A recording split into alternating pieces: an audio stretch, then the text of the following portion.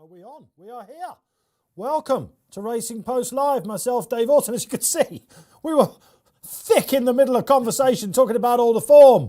Great to have you back. We had a break last week. However, we are back. It's unforeseen circumstances out there at the moment. We told you January would be a bumpy ride, but the finishing sight is near, isn't it? And here at the Racing Post Live, we are here to bring you the cheer. And we are going to give you all the best action at Warwick and Market Rasen this afternoon. Market Rasen, I can tell you, I've seen a couple of races there so far. It is proper bottomlessly. Survived an inspection at 8 a.m. this morning. There's some interesting races. It's going to be a proper stamina sapping exercise. Real-time analysis, that's what you get here on Racing Post Live. Do indeed get your social media comments in. If you're watching on Facebook Live or indeed YouTube, welcome along to the show. Get your comments in now. We'll give you a good shout out. Give us your selections. It's been a proper newsy week, hasn't it? We'll be reacting to anything out there. The sad passing of Prince Khalid Abdullah, of course, Judd Monty Farm, Frankel, Enable, you name it, the galaxy of stars. Let us know your famous and favourite Judd Monty horses out there. We'll be giving a mention all the way. We're going to be having a lot of fun, more to the point. This is an alternative view at the racing here at the Racing Post. And I'm delighted to say, back into the studio with me is Tom Collins, 10-point Tom, along the way. Tell you what, Tom, you'll probably be late to your own funeral, won't you? You got here by the skin of your teeth, didn't you, my man? Oh, it was ridiculous, yeah. The train was supposed to come in from Basingstoke at 12:06. I ended up getting in at 1:12, a run to the office. God, it was skin of my teeth. You're as skinny as Mo Farah. Can you run the same? Can you tip the same? I'll tell you what, Tom, we had a break last week. And I sometimes things happen for a reason. I love the Lanzarote-Kempton meeting, but as well as anyone, you go onto social media, don't you? And people say that Dave Orton can't tip rubbish. Turns out I can. Although, thankfully, it wasn't on television. I had a pretty bad week. It's been coming slowly back. I really like the look of today. Yeah, there's a few trappy races, but I think most of the races have value bets in them. The ground's going to be testing, so look for horses that like a slog, and hopefully we can find a few winners along the way. Any 10-pointers for us? Yeah, one in the 150, but we'll come to that in a few moments. Happy days. Ross Brierley back in the studio with us as well, doing the Betfair machine for us today along the way. Great to have you. We had a little break over Christmas, Ross, but here you are. Yeah, out the house. It was 5 inches of snow in Leeds and pouring down here, so I didn't quite know what to wear down. But I brought everything. I've got 2 laptops. I've got notepads. I've got mice. What more do you want, mate? Have you got any winners? Have you got any lays for us? I've seen your selections. I saw an L next to a few. I've got one. I'm not normally a layer, but it was. I mean, and we'll probably find out why in the first. But last time I was in here, I backed a couple of Dan Skelton horses and they returned a profit, and I think it could be another good day for the yard. So I'm hoping for a good afternoon for Dan Skelton, and also Ben Pauling, who's just had a winner at Market Rasen and could have some big price winners later. LeBroy in the Classic Chase, of course. That's the feature race at 3 o'clock here on RP Live. We kick off at 1:50, as TC mentioned. Really interesting novice chase, that. 3 runners, very select. And as ever, joining us all the way from Dublin, Betfair's big hitter, Barry Orr, back on the panel. Barry!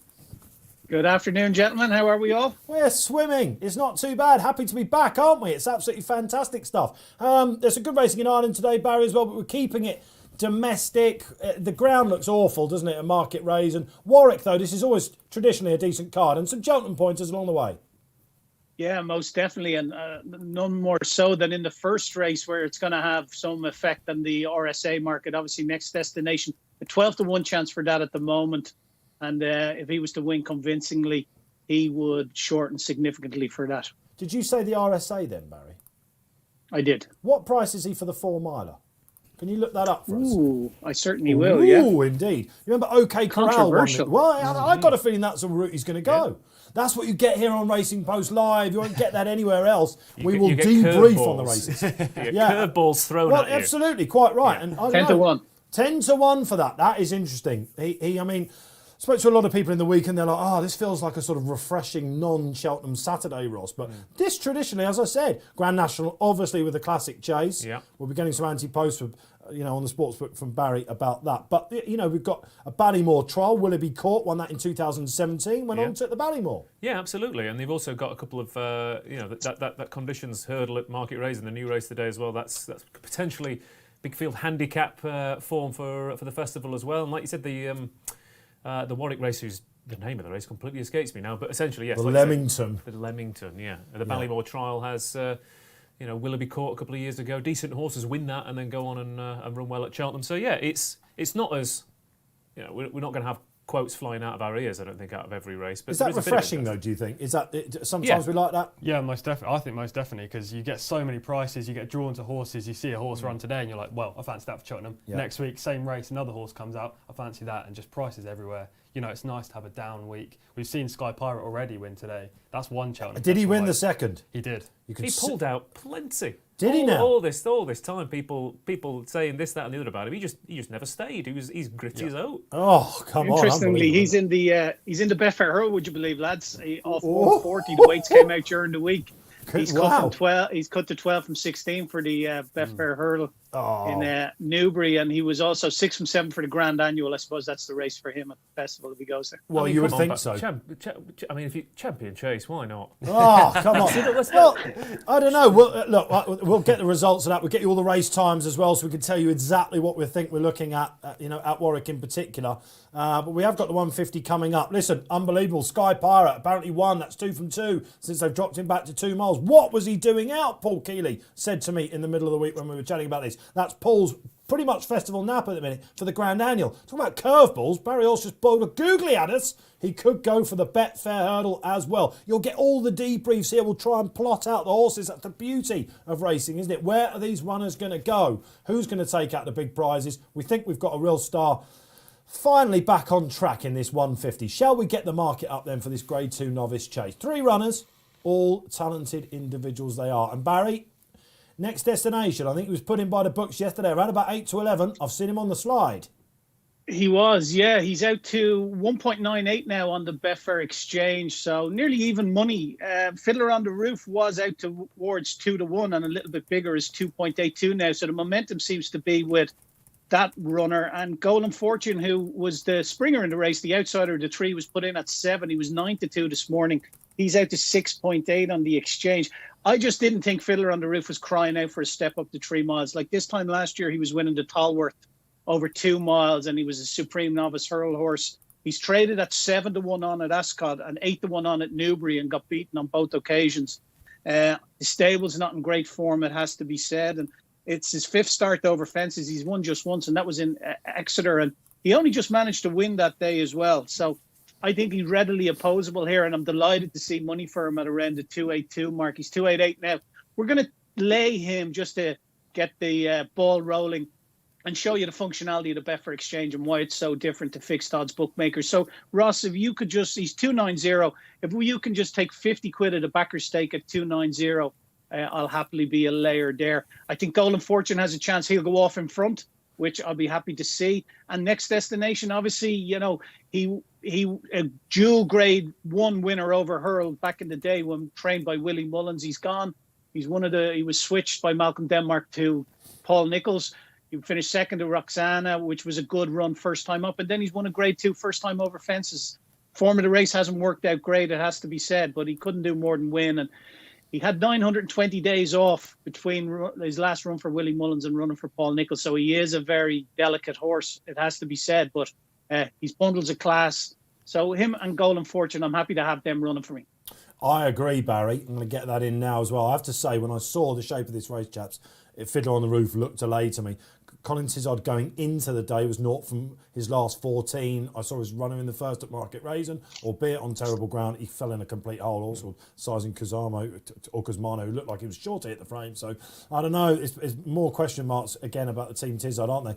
If he takes to, of course, the 3 miles, we know he jumps well, then he's going to be at the weights a mighty rival for Next Destination. Yeah, absolutely. And I guess you've got, Sky Pirate is the other way around, but, sometimes you have horses you think, they've been crying out for this trip their entire career. So it can unlock a bit of improvement. And it almost looks too obvious. I think everyone in the studio was like, this is the horse we want to take on the day. And it's only a 3-runner race and things can change. And yesterday I was doing a Newcastle card and saying, Andrew Baldwin's been struggling for winners over the last couple of months. 3 in a row. And he goes and has a treble. Yeah. So things can change. Of course. But on paper, Golden Fortune's got the track that suits him. He's a bold jumping front runner in a small field. And Next Destination's unbeaten in small fields, 3 from 3. and first and second everywhere outside of Cheltenham. And he's an incredibly consistent horse who handles conditions. So the other two have got things very much going for them. Fiddler on the Roof hasn't, but it almost feels too obvious to... I am laying him, but it's almost too obvious. Yeah, no, I agree. Penalised runners in this in the last 10 years, I should say, have fared rather well as well. It's actually better to be carrying a penalty in this. Like I say, OK Corral won this a couple of years ago as a 9-year-old. Went off hot favourite, of course. You remember under Derek O'Connor in the National Hunt Chase. I expect that to be the way to go. I mean, you don't win RSAs really with 9-year-olds, even in very weak years. So I'd be... do you know what? I think Nichols has played an absolute blinder running him in this. TC, what wins? Is this the 10-pointer? Well, yes, the start of a 10-point double. Early double to kick us off. 2 favourites. Next destination in Edwardstone in the next at Market Rasen. Whoa. But I think Next Destination just romps home this, doesn't he? If you look at just figures, then you could make a valid point for Fiddler on the Roof. Because on our best RPRs, they've got level, they're both rated 152 over hurdles. And on over chases, Fiddler on the Roof's rated £3 superior. And Next Destination has given £5. However, Next Destination's more unexposed. He's only had 10 starts, 6 wins in that time frame.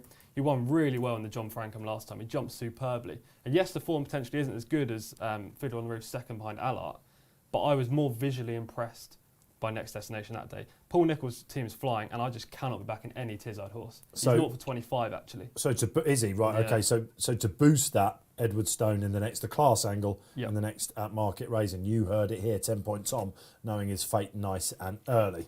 Who's going to lead here, there? You mentioned Golan Fortune. You think that'll be the one, do you, Ross? I'd be very surprised if he doesn't. He disputed the lead at Ludlow when he won. He was up there from fairly early at Kempton last time out.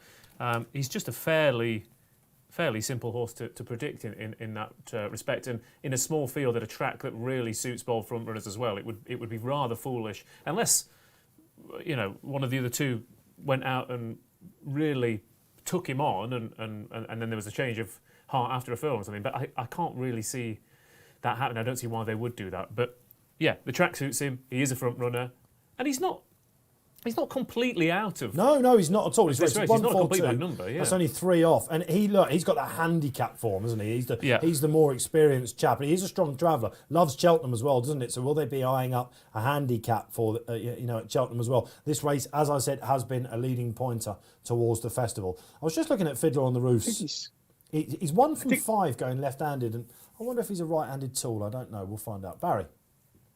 I think Golan Fortune is qualified for the Pertemps. I think I'm correct in saying that as well. He's 139 over hurdles, but he was mixing it with the best staying novice chasers in England in Kempton on Boxing Day in the Caudo Star, and he was with them jumping the second last. So he made a real bad mistake at the last. It just cost him 3rd place as well. The jockey was lucky not to be pitched out over the head of the horse. And yeah, I think he's got a big chance. The outsider in 3, that old adage. But yeah, I'm happy to take on Fiddler on the Roof. I think Ross is right. They're going to hold him up to see about the trip for him. He's not a certain stayer.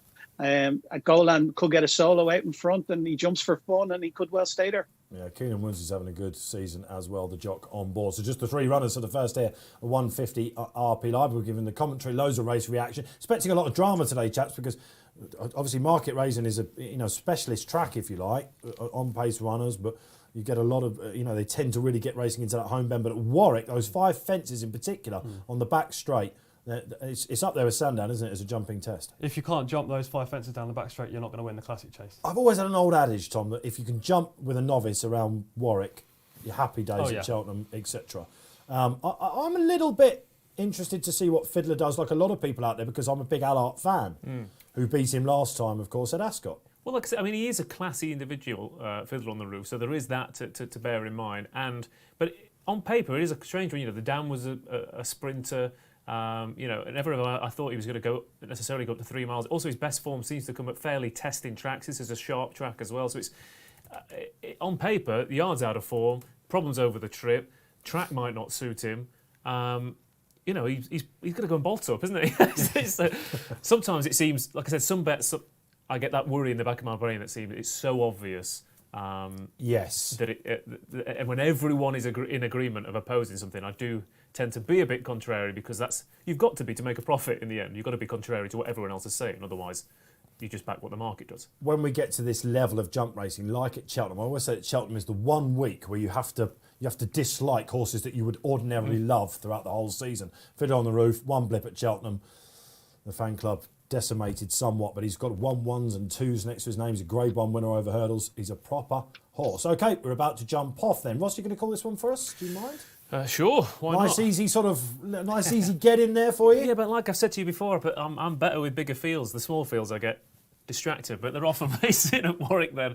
18 to go, and Golden Fortune is the first one into stride, and he kind of steadies into that a little bit, but then to be fair, so did everything else. So this is what we were saying earlier, Golden Fortune now being eyeballed a little bit by Next Destination with Fiddler on the Roof back in third place, but they are going a very pedestrian gallop here, so it's in theory going to be fine for Golden Fortune to set his own rhythm here, but 17 fences to go, and yeah, you've given me, you really have thrown me a curveball here. It's 17 fences to go, 3 miles, novice chase, 3 runners, Golden Fortune out in front, and probably will be for at least 90% of this race. So let's go to Barry then, because the market, Barry, is a little bit keen under a straight. He's not used to being held up, is he, Barry? Has the market reacted at all, even though we've got so far to go? Yeah, he's at the 5-2, Fiddler on the Roof. Next Destination 177, so around the 8 to 11 mark. Interestingly, they ran the first furlong in 22.72 seconds. So they're going, I think the last time I looked, around the 27 miles an hour mark. They've increased it to 32 miles an hour now, according to Rasen TV. So they've picked up the pace a little.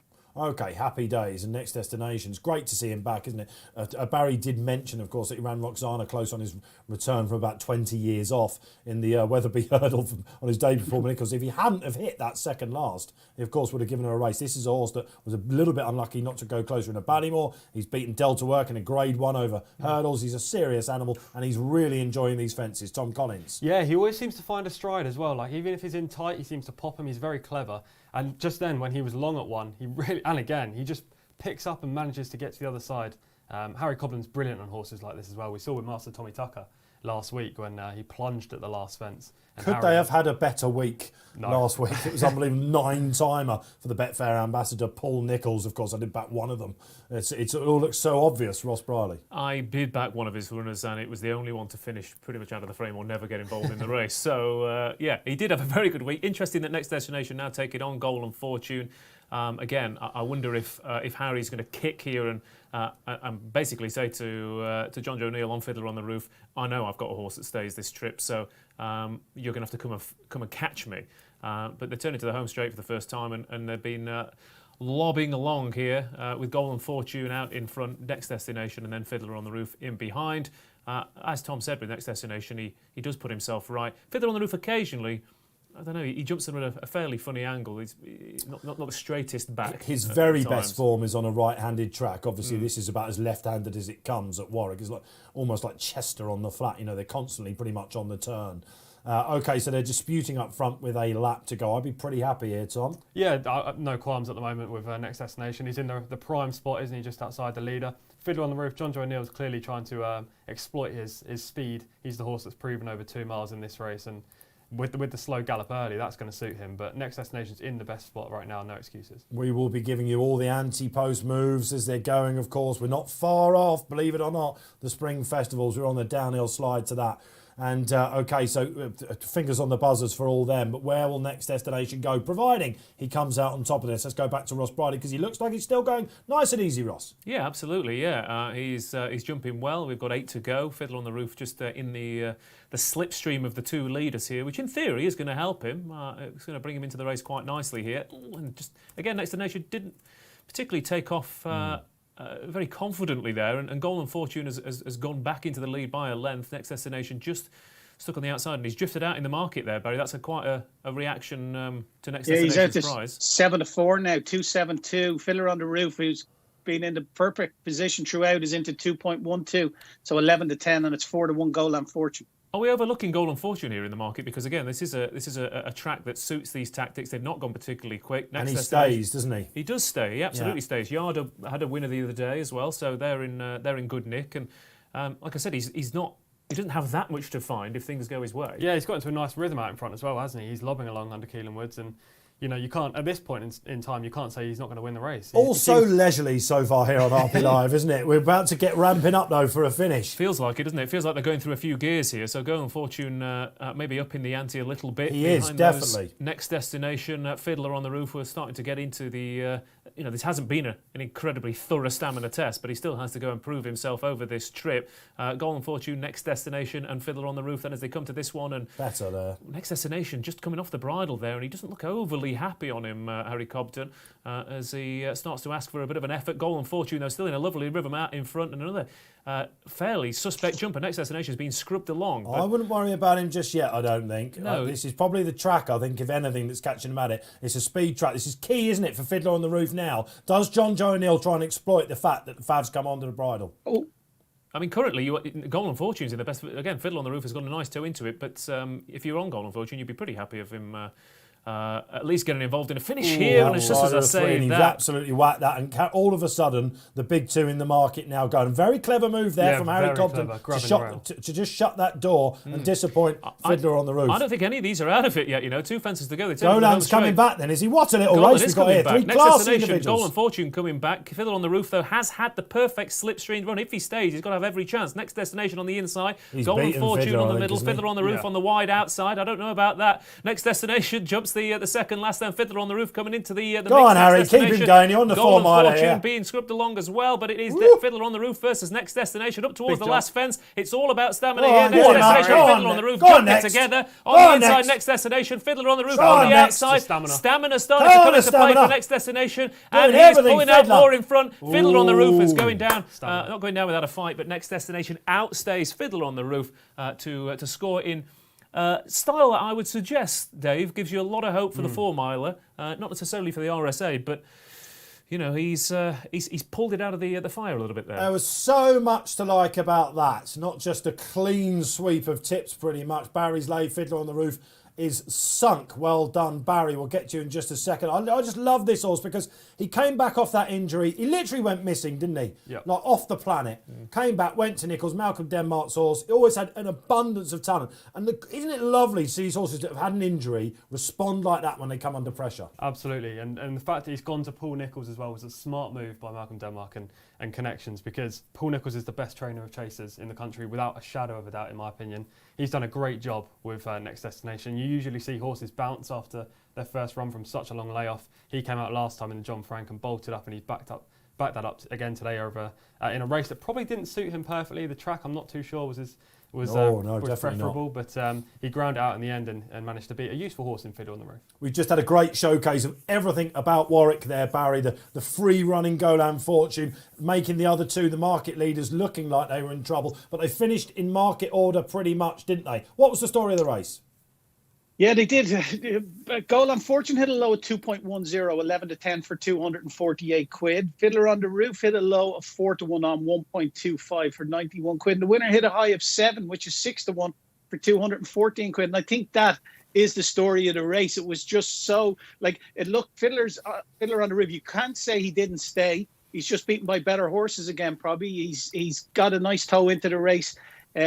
Golan Fortune just closed the door on him when he looked at, he was going to drop out of contention, but he got back into contention, and the winners just outstayed him. We know the winner's the class horse. He's a dual Grade 1 winner over hurls, but he's got legs of glass. So the thing for Paul Nichols now is to keep him sound ahead of Cheltenham, and that's crucial. Now, I said to you just before the race, Barry, you said RSA. I think it's 4 miler. I took the price before the race. I'm feeling pretty happy with that. What's the sportsbook saying? 8 from 12 for the RSA and 6 from 8 for the National Hunt Chase. Come on, we got the Fav, haven't we? I'll tell you what, I'm on one here, boys. I mean, the thing is as well that given the ruling about the jockeys as well, that Harry will probably ride him, won't he? Yeah. Well, that is a bombshell that when we get a breather, we must talk about. It has come up because there's amateur riders. There's basically a domestic ban on amateur riders. If you hadn't heard that news so far, so the point-to-point season because of COVID, the pandemic, has probably rightly just been put on hold. Everyone's understanding about it. But what that does mean, you get a Category A and a Category B amateur riders, experience-wise. Oh, the Cat Bs. That includes Patrick Mullins, I suppose, is the big story there, of course, for Willie. Rides lots of second and third strings. big hopes at the festival, but it also means Jamie Codd, Derek O'Connor, Sam Whaley-Cohen here. Listen, what do you make of that? Goodness gracious me. We'll get Barry's thoughts on that a little bit. We've got to go to market raising in a bit. I'll get the quotes as they come in from the track here today. And just before we move on, I want to talk about Sky Pirate. Do you remember at the top of the show we were saying about Sky Pirate? A hugely topical horse. A thief, he was called before he won at Cheltenham. Dropped back to 2 miles, one on the bridle, looking like masterminded. And of course, he's gone to Warwick today. Why did he run at Warwick? That was the question. Well, James Stevens from the Racing Post is our man on track today. And he's emailed me a quote from John Joe O'Neill Jr. of Sky Pirate. He's a bit of an enigma. You don't say, John Joe. He's never shown us at home that he won 2 miles. So in other words, that's there. We've been getting it wrong the whole time, but we got him back. But we've been meaning to try it, and it worked out well at Cheltenham and again here. He's an improver at this trip. He stays the 2 miles strongly. Now, this is where Barry Orr's googly comes in. As when asked about the Grand Annual, Paul Keeley, hide behind the sofa. Is it an option? It would be an option, he said. He's 1 off 145 and he's quite nicely done it too. What's the handicapper going to say? I guess would be the thing about that. But he's still a novice. Woo! He's still a novice, would you believe it, Sky Pirate? So we'll have to have another look. He'll be entered up in everything. You've got to run him off 140 in the Betfair. Punters are quickly checking their slips to see if it's non-run or no bet at Cheltenham, I think. Absolutely. I do think he will go there, but that's not exactly what you want to hear, is it? Unbelievable scenes. Barry Orr, the big hitter from Betfair. You think you might just be onto something there, Barry, in your big race? Well, fingers crossed. It'd be great to see him there and try to exploit that mark of 140. At the moment, it has him in off 10 stone 9. So he'd have to have a big chance. The race would be run to suit and plenty of pace up front and him to come from off it. So, yeah, fingers crossed he rocks up there. Metier is the favourite in that at the moment at 6-1. But onto this race here, Oscar Leader and Edward Stone head the market. It's going to be a big ask for Edward Stone to give, £18 to Oscar Leader. He's only out of the first 3 once in 7 starts since joining Jenny Candlish. He's rated 123. I liked his run behind the Cobb in Haydock when the Cobb looked like he was going to go on and win convincingly. Did tie up a little, but never stopped trying. Oscar Leader, I think he's going to go off in front here. So what I'm going to do, Ross, just to showcase the Betfair Exchange and some of the functionality, is I'm going to back Oscar Leader and lay it back in running for to try to have a green book in the race. So if we can back him at 2.68, because I think he'll get a free run of the race off in front, and I think he'll trade shorter. If he wins, we're going to have 50 quid on him. We won 50 quid in the first race, so we'll have 50 quid on him at, what is he, 262? He's getting ever shorter, I think. There we go. Yeah, and, you are matched. And what we'll do is we'll put into lay to take 50 quid of the backer stake out at around 1.5, so 2-1 on. I'd be happy to lose 25 quid back. So, and if you keep bet function there, so that goes in play. When the race goes in play, we keep that bet in running. We may or may not get matched, but because we've used the keep bet function, well, then that will go in play for us once the race starts. Okay, thank you, Barry Orr, who's got off to a flyer by laying Fiddler on the Roof. I know a lot of you out there took that route. And as Barry says, what we're doing is we're showcasing the exchange. You don't have to play in every race. Safe gambling is the MO here. It was only January. We've got a long year ahead. I know you're all twiddling your thumbs out there, but there's so much more to come. We want you with us all the way. Safe gambling out there. And Barry, you're not betting in every race, are you? You're sort of just showcasing it. And we're betting for charity as well. Exactly. Yeah, you guys haven't picked a charity yet. Are we still doing Rob Burrows, or are you going on to something else? We are. I was going to try and do that at the start of the show, but as you saw, we came on with a bit of haste. It is the Burrows 7, of course, who made the honours list, didn't he, Rob Burrows? That was great to see over the Christmas period and his fight back against motor neuron disease. And that's going really well at the moment. And I say about safe gambling, we call you 10-point Tom.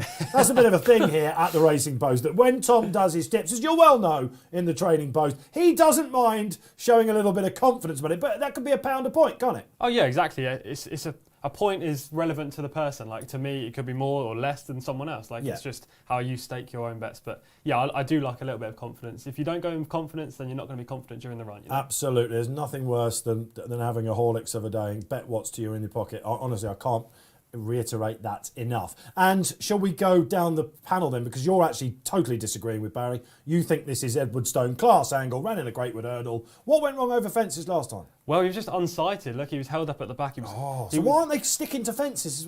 Well, I think Alan King's found the perfect spot for Edwardstone. Like, when a horse falls or unseats, I have this theory that I've mentioned on postcasts and all kinds of things that I really don't like backing horses that fell or unseat last time. However, this horse... Here you are. Yes, but there's two reasons why I'm backing him. One, he's reverting back to hurdles. He's a clear form horse in the race. Yes, he has to give plenty of weight around to his runners, but look, he finished 5th in the Greatwood to start this year. Yeah. A replica of that form would beat these even with the weight allowance. And last year he also finished 6th in the Supreme behind Shishkin. And then last time in the novice chase, like, I was really strong on him that day. He went off a well-back favourite. He was held up in rear because he can be keen early, which might be the negative towards him here. Oscar's leader could set a slow gallop, which wouldn't suit the jolly. But Tom Bellamy positioned him right behind the horse, like right on his backside, and that horse It wasn't made a his slight fault, mistake. is what you're saying. Exactly, yeah. He slightly jumped into the back and unseated. Okay, so Edwardstone for Tom, not for Barry. I must admit, I'm an Oscar Leader fan. The weight differential, I was with him last time as well. I thought he ran really well. Haydock, Ross Brierley, quickly. Probably the race I had the least opinion on today, but Edwardstone as well. But I do think Barry's taken a good move because we've had 2 hurdle races at Market Rasen. The last winner made all, despite looking like he was going to get past at some point for Ben Pauly, and the race before that, the first and second were first and second throughout pretty much. So I think Oscar's lead. We want to see Gavin Sheehan, who rides this track very well, on the heels of the leader. We don't want to give him too much rope. That is borne out, and I'll take this race, Ross.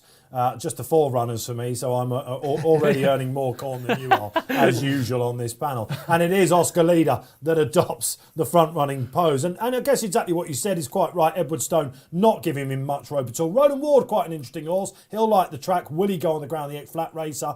For Kieran Gethings, he sits in 3rd. And observing from rear, he can be keen. He's shown his best form on better ground, is the rag Crooks Peak under the brilliant Bridget Andrews. They're not going too bad a gallop here. I like Market Rasen. It's one of these tracks, isn't it? Market Raspberry, as it's well known by the locals up there. It's a turning track. It doesn't suit all. We've got a really good conditions handicap hurdle, coming up. Mahayeb on the blind side, horses like that. Keeper Hill. Course form, absolutely imperative here, isn't it? Yeah, definitely. It's a very unique track. You tend to see certain trainers having success here and others not.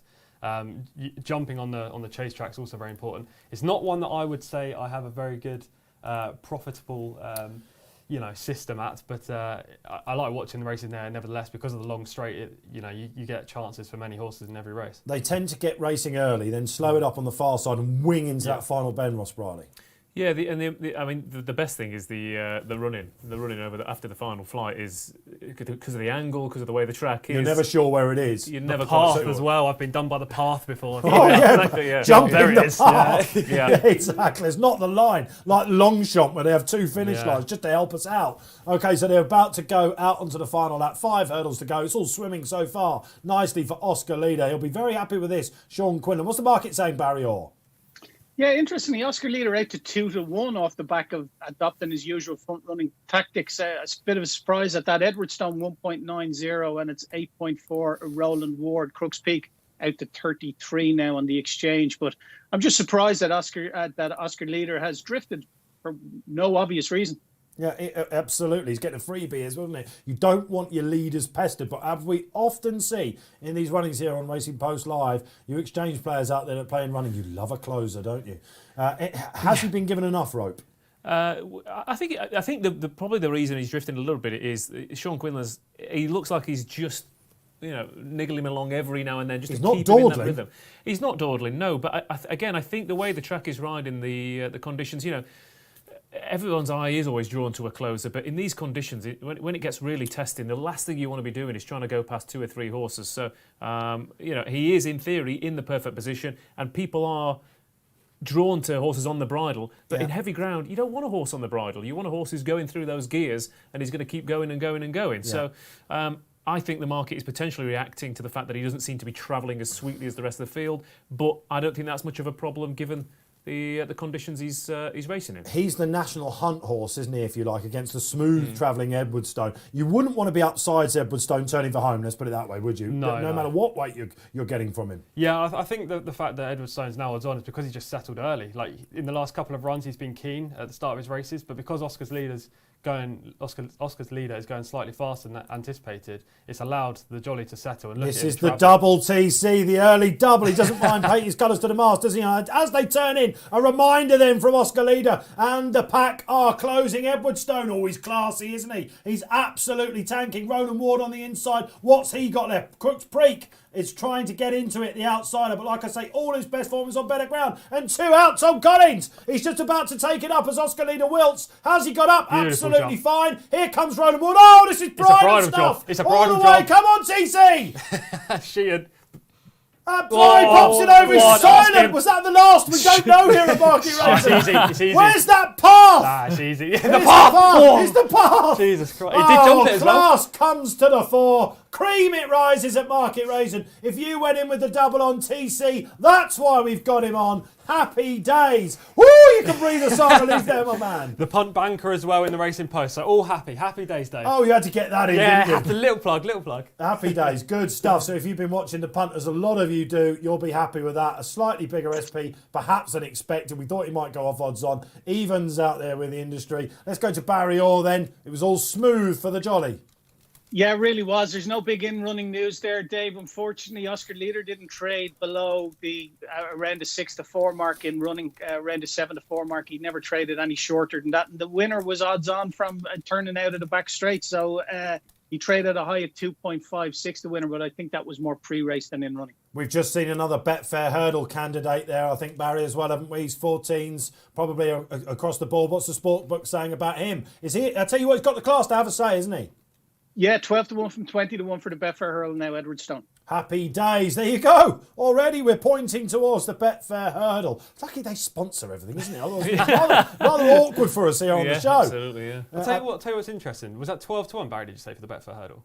Yeah. What price is 20, Metier yeah. in that? What price is Messier? 6-1 favourite. Yeah. 6-1 I favourite. really don't think they should be that disparity. Like, I'm more impressed by Edwardstone's resume and that performance there, although he didn't beat what Metier beat last Got time. that experience on his Yeah. side as well, isn't he? And in the Tolworth, did Metier beat anything like... I know it was a Well, he great beat a 130 horse, didn't he? You Yeah. called it was Enzo the day we were in here. He called it garbage. Yeah. You called it the worst Tolworth we'd ever seen. Yeah, now he's going for a handicap. It's because he's unbeaten that everyone really fancies him for the Betfair hurdle. I think Edwardstone's a much better bet in that race at the moment. There's a nice link coming up with the Tolworth in just a second with our next race at Warwick, with more graded action coming up at Warwick at 2:25. But hats off to you, Ross, as well. You called it in running, didn't you? He was being chivied, wasn't he? Oscar's leader has disappointed, isn't he? So He's really run below par, yeah, he really has. I mean, he was off a lightweight in testing ground, which some people get attracted to, but Yeah. I think for me, class is always a bigger angle, and Edwardstone there, he's been running in big fields handicap hurdles against horses who've maybe got half a stone in hand. He's come there today, and he's found much easier rivals. And like I said, you were talking about track suiting horses, but also Gavin Sheehan has a really good strike rate at the track, and he knew when to go then. He knew when to press the button on Edwardstone. And it was, a smoother success as you're ever going to see. And that is now 4 winners for Alan King over jumps over the last couple of weeks as well. Ooh. So he's in very good form at the moment, Alan King. So, Edwardstone got to be in the mix for the Betfair hurdle. what did you make of that form? Was it a race where others fell in a hole and Edwardstone just had to run to his rating? Let us know. Who will you be betting in the Betfair hurdle? Just while we're on that, before we move on back to Warwick, Barry, is there any price of Sky Pirate in the Betfair hurdle? This is going to get legs, this theory, I'll tell you. Say again? Sky Pirate in your big race, the Betfair hurdle. Yeah, 12 from 16. No, that's Edwardstone, isn't it? No, Sky Pirate was 12 from 16 for the Betfair hurdle. Edwardstone is 12 from 20. Aha, thank you. They're both on 12s. It's slightly confusing, but we got there in the end. Okay, wow, isn't it great, the narratives you get here on Racing Post Live? Great to have you along with us. Another sizzling Saturday for us. The plan is to be here every Saturday for you. Like and subscribe if you're watching on YouTube. We're ramping it up, as you can probably tell. It's great to be back in the studio with you, describing the action. We know you're all locked down everywhere. The racing really lifting the spirits. Let's hear from you out there. Social media comments. If you're on Facebook Live as well, welcome along to the party. Myself, Dave Orton, joined by Tom Collins, Ross Brierley and Barry Orr, of course, from Betfair. Shall we go back to Warwick, my friends, because we have a Grade 2 novice hurdle. It's wide open, I think. Your first lay went in, Barry. Oscar Leader not so good there. It's a score draw at the minute. Who's you hoping to make it 2-1 with? Yeah, I'm hoping that Pure Bliss, Harry Fry's mare, can run well here. I'm going to back her win and place, 25 quid win and 25 quid place. When I went through this race yesterday, I just thought of 14. She was around 14 to 1. She represented a bit of value. Very few miles on the clock. She's only on the track 5 times. She won a point to point in Fosslas really, really well. Disappointed in Ascot in a mare's bumper after that. And then they did her wind, and she's been really a revelation since. She won a mare's novice in Uttoxeter and followed up in Exeter, won by 2 lengths under Hands and Heels ride. Obviously, this wouldn't be their ideal choice, taking on the boys this early in their career, but their hand has been forced. She was entering a couple of races that were called off over the last couple of weeks. So I like her, 25 quid, 25 in the place, and we're just going to go to standard place terms here, which are 3 places. So you can choose to place to bet in 4 places or 5 places also, but for the purpose of this, just standard 3 places. Isn't that interesting, Dean? Barry Orr going for a mare out there, Pure Bliss. Is the trade on, Ross Brierley? It is indeed, yeah. 10.5 in the win, Barry, and 3.4 in the place. Marvellous. So just 5 to 2, lovely. You've got plenty of time to react to Barry Orr's play there before we go down the panel and get their selections for this really, really interesting wide open grade 2 over the 2 mile 5. It's going to be a war of attrition, isn't it? Let's get some socials out there. Plenty to chew through, I'm hearing in my ear. Commander von Roerich, how's that hoodie, Commander? The winner, of course, the other week. I bet it's nice and snug, isn't it? And I like JBY for the grade 2, Alan King. As just aforementioned there by Ross Brierley. He's got a great record at Warwick, isn't it? One of his local tracks. He does really, really well there. He is interesting under Tom Cannon. And what have we got coming up next? Thomas Wilson, good to have you back on the show, Thomas. Another one for JBY in the next one. Should we have a chat about this chat then before we go down the panel? JBY. Hurdling debut, over course and distance last time, Ross Brierley. On soft ground, one as he liked. Yeah, absolutely, yeah. And rare for Warwick, came from pretty far back as well. Again, a speed favour in track, and anything that comes from the rear at Warwick generally tends to be worth an upgrade. My concern was is it not just a bad race that he won? I mean, he is up in grade, and obviously, he could just be a cut above, and good horses don't always win good races first time out. You have to get them onto the track and you have to get them tested. But there's quite a few horses in here who have got genuine, really rock-solid novice hurdle form. And I was just a bit worried about his form. So he's got the positive of winning against the track bias, but he's got the negative of not beating a great deal. Yes, of course, for Tim Ledbetter and David Sewell, who have not a chance. They've gambled on not a chance in the classic chase coming up at 3 o'clock, just under 45 minutes away. Cannot wait for that. Of course, yeah, that hasn't been tried and tested. He's a 6-year-old as well, isn't it, to answer your questions out there. He's probably got chasing on his mind next year, so let's see how good he is, basically. They could have gone soft under a novice, couldn't they? Yeah, and these, I mean, again, given his... the way they bought him from and connections as well, was he not a chance in the classic later on? These owners do tend to take them slowly and then go over fences, and that's when they tend to improve over a trip over the bigger obstacles. As Tom mentioned with Edwardstone, Alan King's an operation that places their horses really, really well, isn't it? And they're patient as well. So personally, I thought this would be a bit too much too soon for him, but they're probably just testing out how good he is. Tritonic looks like he's going to go hurdling as well, doesn't he? He looks smart on the flat, didn't he just? That was that's a real interesting one for the Triumph hurdle market, which is shaking up. Okay, hopefully we've answered you both there on JBY. He's got to step up, of course he has, but literally comes into could be anything category at the moment for Alan King and Tom Cannon. Good luck to them. Good luck to Ross Brierley with wherever you go. Yeah, I've backed 2 here. I mean, I do think this is an absolute cracker of a renewal. I think it's a really interesting race. Plenty of in here have chances form-wise. Oscar Elite, the figure that he did last time out was impressive, but again, Fiddler on the Roof, I guess, actually ran quite well considering. He did. Yeah, and that was going to be my next question to you. If that had run like his horse in the first race over fence at Market Rasen, you'd be like, oh, what's going on there? I mean, they're too good a yard to keep down, as it were, but they're not having a good year overall. Their percentage strike rate is just down across the board. So he's got to have a chance. Adrimel's got great form and he's clearly very talented, but the trip... So I came down on 2 here. Like I said to you earlier, I think Dan Skelton's going to have a good day today. He's got an excellent record in this race. He's won it twice with Beakstown and 3 Musketeers. Yeah. What I liked about Midnight River was he went all the way down the inside at Leicester, which is the worst place to be in soft ground. And he didn't beat a great deal, but he did it in a very strong time for the grade. And if you look at his Uttoxeter form, he beat Shantou Express, who is rated in the mid-130s as well. So and Midnight River clearly has improvement to come. I thought he was given a bit too much to do behind Does He Know, where he was sent off 2-1 joint favourite, but even that horse is a talented rival from the Bailey team. So I think his form is spot on. Skeltons know what it takes to win this race, so he's my main pick. But I've had to have a saver on Make Me a Believer because I think that his form is just absolutely bomb-proof across the board. Every horse he's beat in bumpers and he's run up against in hurdle races have come out and franked the Bear form. Grillis at Lingfield, wasn't it? And then, You love that Yeah. horse. I love Bear Grillis. I think there's a big one in him for the Martin stable. I agree. He's interesting. Of course, he was behind Adramel when they ran in an Irish point-to-point before falling. Adramel's just too big a price for me. That's the selection for me. Tom Lazy spoke to him yesterday. He wanted to go to Tolworth. They were a little bit quiet apparently at home, so he sketched that one. You have to think as a point when he goes there. Cheap pieces on because he was just being off the bridle a little bit with Richard Johnson when he made hard work of justifying odds on at Haydock on a track he didn't like. But the fact he came through Haydock means I think he'll be fine here. I potentially wouldn't be that strong on him because he hasn't answered that stamina question. And it's not always the way Tom Collins is it that when you get an expensive point-to-pointer that they want 3 miles. No, definitely not. You see most expensive point-to-pointers start their rules career over 2 miles, and you see most of them win if they're the good ones. They win over 2 miles. So not necessarily need 3 miles, but this race is interesting, isn't it? Because there's so many horses in here with form figures that will entice punters in. So many ones next to these names. Hence the market, I guess. Exactly. Yep. But you can immediately get drawn into a horse like the likes of Adramel, Oscar Elite, because they're on strings of victories.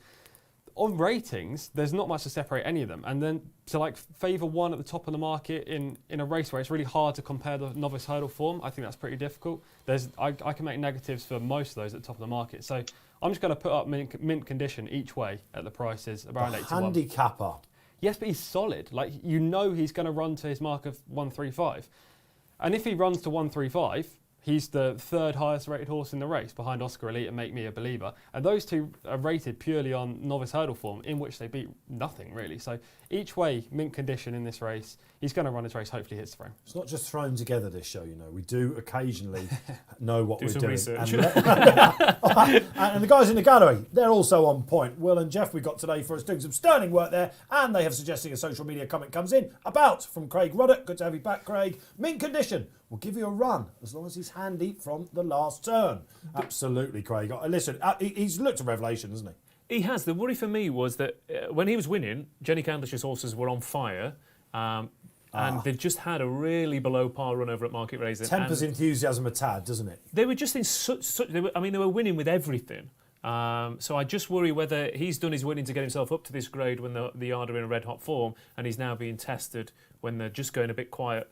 Up against yards, your Kings, your Ollie Murphys, your Nichols, all the yards who maybe had a bit of a quiet time just before Christmas and are now bursting into form. So that was my slight worry for him. Yeah, I lining up, by the way, guys, just to let you know. I wouldn't be surprised at all if he got beat, don't get me wrong, because there's probably a useful horse in here, isn't there, against definitely. him. But if you just look on the ratings, he's the one that's definitely going to run as you would expect. You're probably going to get a Make Me a Believer or an Oscar Elite or an Adramel that's going to come out and be £10 better than their current mark and win this race.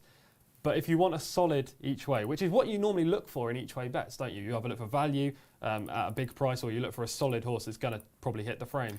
I think he is that. Well, and even his defeat was in a Hunter's Call was only a place ahead of him, and I thought he was going to win the Lanzarote. Yeah, so did I. Yeah. According to the handicap, Oscar Elite should be favourite in this. He's the 140 horse in their race. There's no horse rated above that's got a rating so far above 140, but that is what makes it an interesting race for me. So many of these horses, your Make Me a Believer 137. You can't tell me that Team Pipe didn't really think about handicaps with a rating of that. Lord of Kerak, who's on the backside of Adramel. He's a nice horse.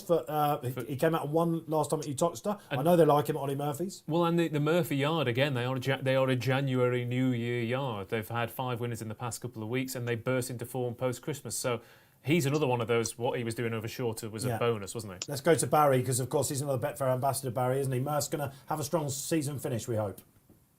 Yeah, he gives it a very favourable mention in his blog on Betfair. His runner here, as he does, it has to be said, the one in the bumper as well. He thought she should have won in Wetherby. But, just interestingly there, Cadam Street Lad could only finish 3rd in Fairy House. The Caspian Caviar winner, won by Daily Tiger, that race, put in at 16 to 1 for the Grand Annual Daily Tiger. So, interesting race just happened there in Fairy House. Chatham Street Lad, yeah, of course, the rolling Mick Winters.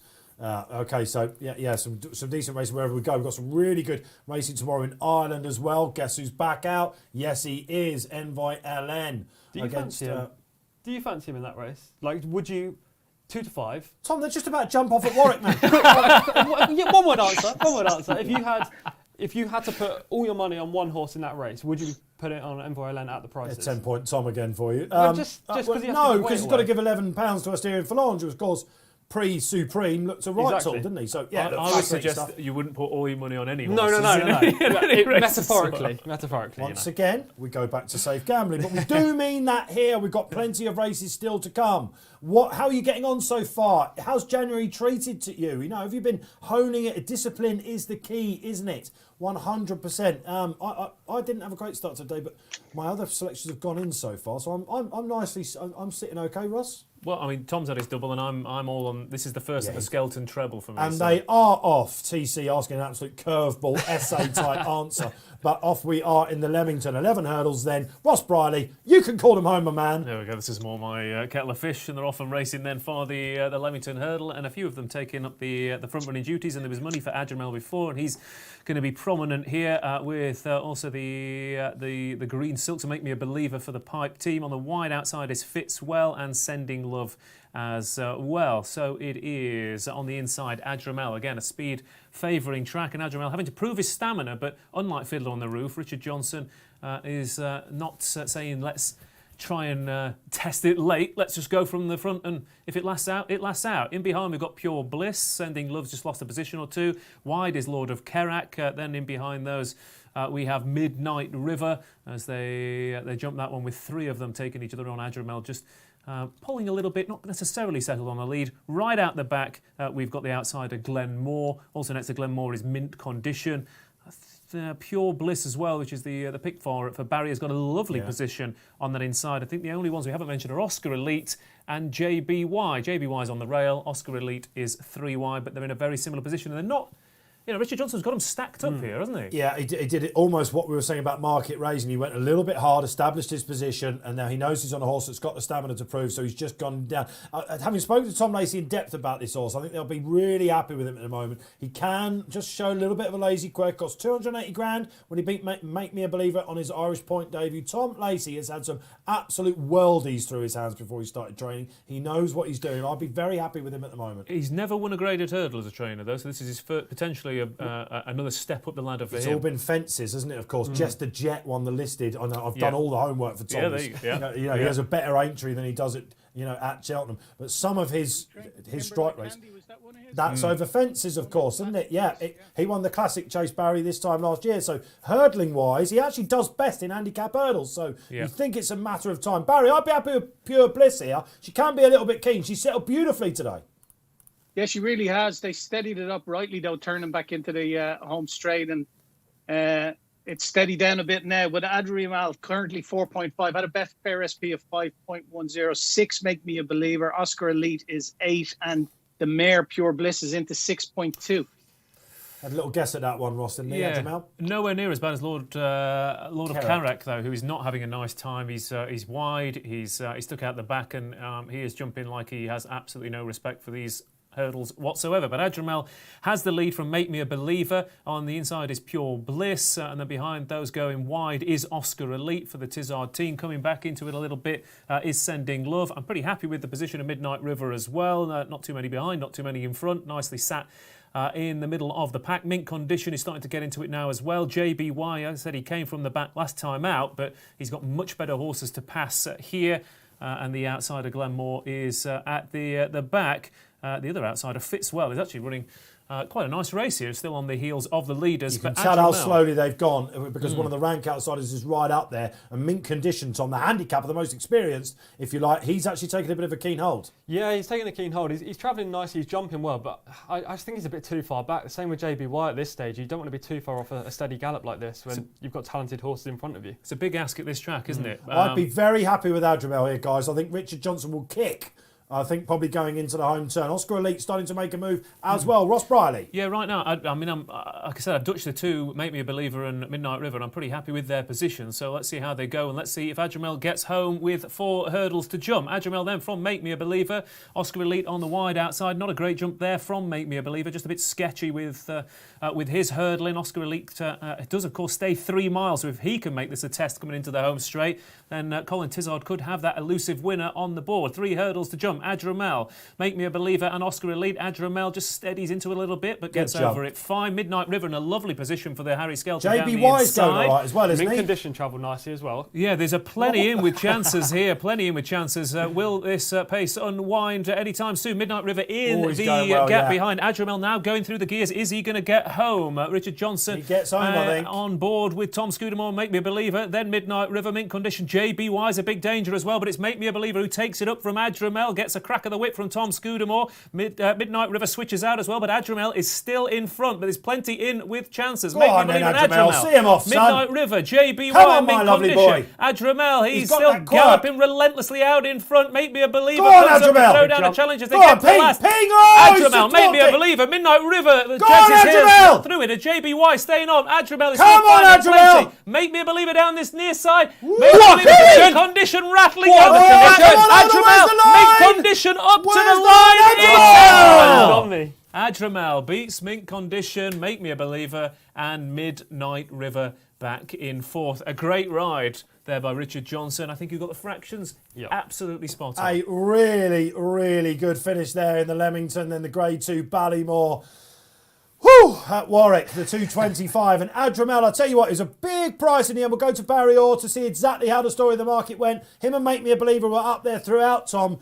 Mint condition, he called it in the run. He was just that little bit too far back. Do you think if he'd have sat him at least 2 lengths closer, he would have got up? Or is Adramel that bit too classy? I think Adramel's probably a classier horse than Mint condition, but he definitely got the run of the race out in front. However, he didn't really jump that well, Adramel, down the back straight especially. Like, he was bungling his hurdles and he had to be nudged along to get the lead. So, look, I don't think Mint condition was the best horse in the race or should have won. I'm a bit gutted because he came so close and at a nice price. You know. I think you're doing yourself. I think he's... Look where he's Yeah, compared he's to the finished- front too. You'd be harsher. I think Mint Condition is the best horse in that race, by the way. That the track has gone against him, the pace has gone against him. Yeah. He's got beaten It's what a true. neck. He's come rattling home down. He's the only horse to make any ground. That is very true. I Yeah. think you've done yourself an injustice there. I think if I was you, Tom, I'd be livid. You know what? It's because I've got the double up already. It's all good. He can sit back now, exactly. The pressure's not off, Tom Collins. I'll tell you what, you're only as good as your last tip, man, let me tell you. And you don't stink like a mint at the minute, my man, let me tell you that much. Midnight River, he ran really well, didn't he? Big traveller. Yeah, he was. Nice horse. He just didn't. He didn't jump those last 2 hurdles as well as the others, and that's just pay for it. So I think he's run really, really well. Yeah. He's just come up against slightly classier individuals on the day, but I think ultimately the story of that is the pitch perfect ride aboard Adramel. We're talking about, will this horse stay? And Richard Johnson has gone out and said, well, I'm just going to dictate it to suit me then. And JBY, who was 5th, we know a lot of you liked him out there. He tried to deploy the same tactics as when he won his novice there. Obviously, in this better grade, they weren't coming back to him, but they've got a nice chaser for the future there. Don't give up on him. Let's go to Barry Orr then, and he can tell us exactly what happened on the exchange.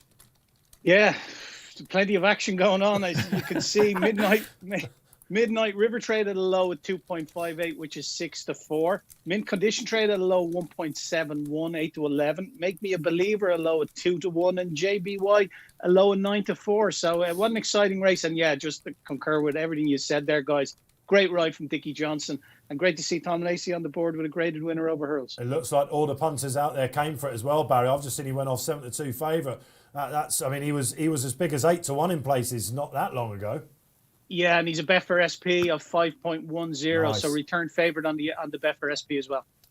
Bigger on the exchange, isn't it? We're showcasing the exchange. If you're just joining us, here we are on Racing Post Live. We are absolutely sizzling here on this Saturday of action at Warwick. Delighted to have Market Rasen with us as well, where we'll be going next. If you're watching on YouTube, don't forget to like and subscribe. We've got quite a few followers out there now, which is very nice indeed. We love your social media comments. We love to give you a shout. You can get a reaction here. It's not a problem. Do send them in. We'll give you a shout. Myself, Dave Orton, Tom Collins, Ross Brierley, and of course, Barry Orr from Betfair Betfair. Right, I think that's going to be a race that works out rather well in future years as it go down. Some nice chases to the future, some handicap winners there as well. But we've got to ramp up the class level because although it's a conditions race, the 240 at Market Rasen, we have got some really very useful horses indeed. And the plunge horse Barrier has been on the blind side, who ran last Saturday. Yeah, second to McFabulous last Saturday, and he's into 2.28 now. So he's a 5-4 chance on the Little Rockefeller, currently 4.4, and it's 11-2 bar, 6.6 the County Hurl winner Moya had. For me, I think the two at the head of the market it's spot on at the moment, and I'm going to back both of them. I'm going to touch them actually, please, Ross, if you will. We're going to have 30 quid on the blind side. And we're going to have 20 on Little Rockefeller. So we're investing 30 quid in total. So about 2.30, we're going to back Little Rockefeller, and we're going to have on the blind side and 4.3 Little Rockefeller. So I just at the weights, obviously it's the conditions of the race mean the two at the head of the market are right at the weights. The rest of them are going to struggle, I would imagine. And I'm happy to back the two at the head of the market. Dutching. Are we happy with I think that's what we've. Yeah, I'm pretty sure I followed the instructions. 30 quid on the blind side wins, gives a 19 quid profit. 20 on Little Rockefeller gives a 38 quid profit. So he has his favourites, Barrier. I've got to tell you. Yeah, and I'm happy to tell you you're in that circle. Magic fingers every time yourself, and you're right up there with Bruce Millington. You'll be glad to hear Russ. Where am I in that pecking order, Barry? I mean, there's a reason why Tom Collins is sitting in the centre today. Tom, you're a close third. You're a close I'll take that. It's a blanket finish, really. The only one is that Keith Melrose. He's a magpie. Can't have him at all. I won't show you what he told me on WhatsApp earlier then, Tom. He's a diplomatic man, Barry. That's why he survived in this industry. Any of us have been in it. Okay, happy days. We're having loads of fun here on Racing Post Live, and this is a really interesting race. We know you like to go with Barry. He's playing for charity all day, and of course we're doing it for the Burrow 7, just to let you know. It's going rather well so far, and it's all about safe gambling. That's what we do. If you don't want to play in this race, I found it tricky. I haven't played in this race. Then don't. Sit back. You've got the classic chase coming up at 3 o'clock at Warwick. That looks like a really, really good race to have an interest in. I found this tricky, guys, I've got to be honest. On the blind side, he's come back, hasn't he, this year? Having looked like... if you remember, he was fancy for a Ballymore, in his pomp, wasn't he? The extra distance is going to be in his favour. Yeah, definitely. I'm not totally sure about the ground. He made McFabulous honest, I think we can say. Can't we down to the last hurdle, even though McFabulous won with a fair bit in hand, I think, last Saturday. How's he going to take the quick run back? They're obviously very happy with him. But with a horse of his rating, this race almost looks better for him than Kemp, didn't it? I'm a bit surprised he didn't keep him this, because this horse, with this sort of like twilight rating now, having won his handicaps earlier in the season, I'm sure he'll run well. But as a jolly, for me, I don't know. I don't like backing these twilight horses at short prices. I think I'm with you, Like I said in my preview for this race the other day, that I thought on the blind side should be favourite. Little Rockefeller was actually the anti-post favourite before today. I thought that was a bit ridiculous. So the market's kind of got it right now. But it's just a quick turnaround from the rail kill, isn't it? 7 days turnaround, heavy ground, and Market Rasen. It looks an absolute slog there as well.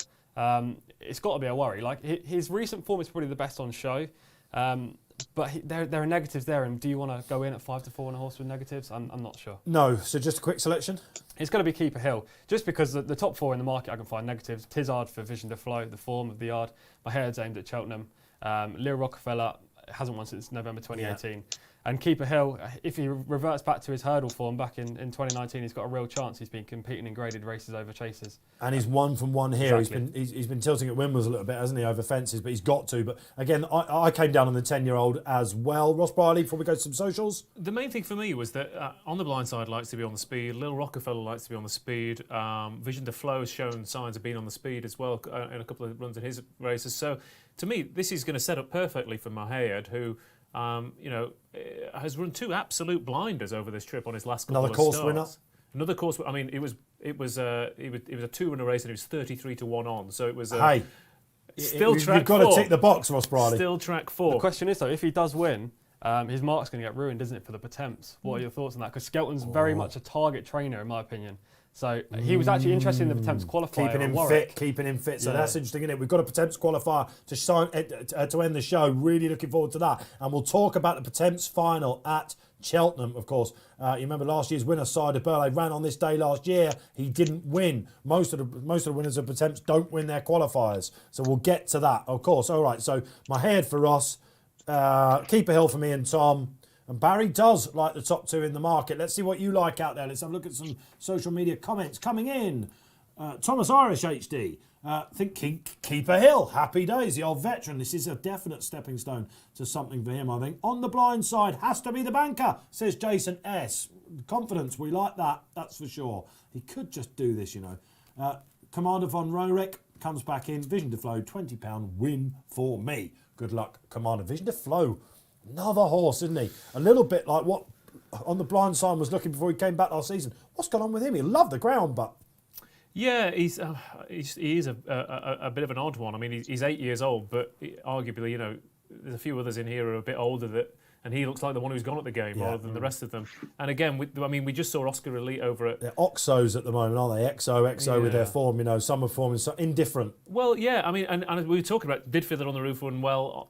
On the flip side, I have to watch the race back, but Oscar Elite travelled into the race, stayed 3 miles and just didn't get home. So are they finishing their races? That's a big question for Fiddler on the Roof, second to Next Destination. When we picked up the show, I've got some Next Destination quotes. Fascinating, like Sky Pirate. You're going to get that here on Racing Post Live. We'll break these quotes for you. To be honest, long and short of it, summing up, they're playing their cards close to their chest. Harry Durham, the assistant trainer, says probably RSA. Harry Cobden, he likes the 4 miler. They are off and running though in the 240 out market race, and I shall adopt the call. And as expected, Bryony Frost, King George Heroine. She's on her favourite Little Rockefeller. He's only got one way of running, isn't he? And he is up front, about 5 off the rail, which is interesting because main market rival On the Blind Side, Nico de Boyenville, another jockey that likes to get on with it. He's stuck to the inside. Vision de Flow, he's going inside as well. Mahayed, a little bit more prominent than I was expected. Sharper track, I suppose, here today. He has one over it, albeit in a Mickey Mouse race.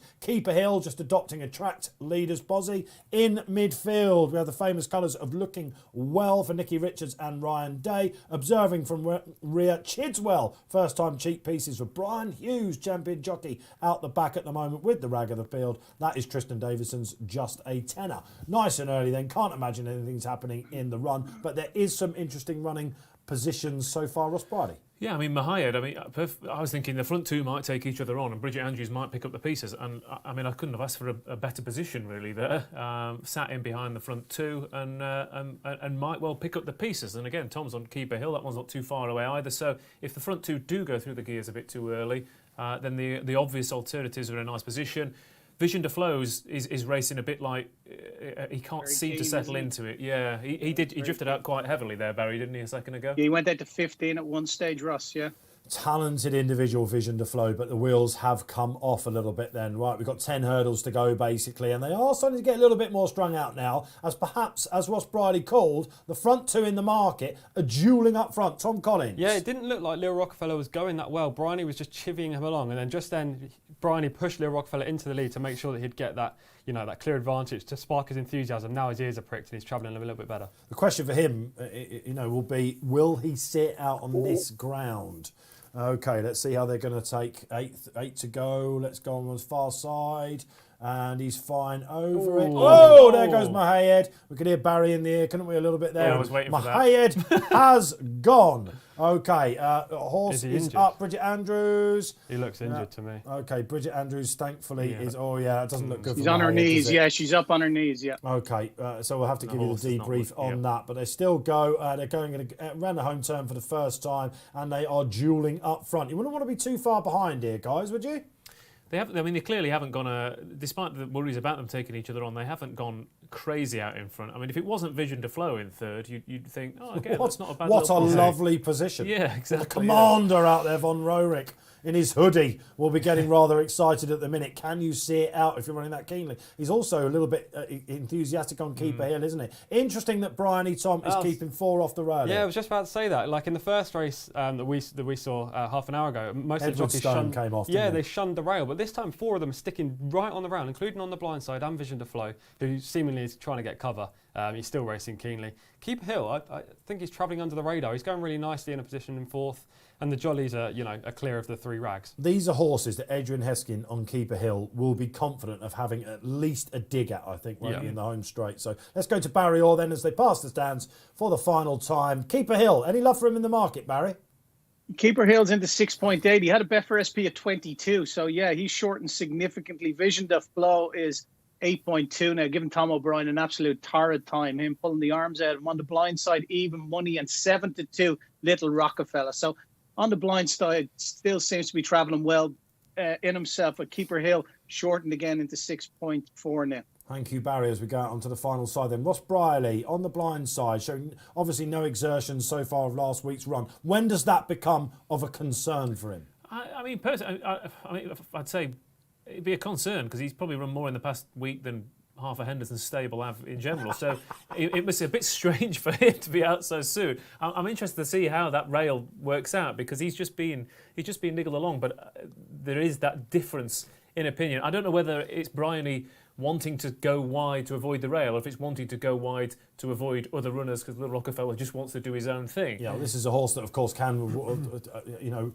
easily win on good ground on the flat, isn't it? So they probably have that. I mean, but there are the odd quirk or two with him. I think Keeper Hill's in a lovely position, and I mean, Keeper Hill's been running against Bristol Demai.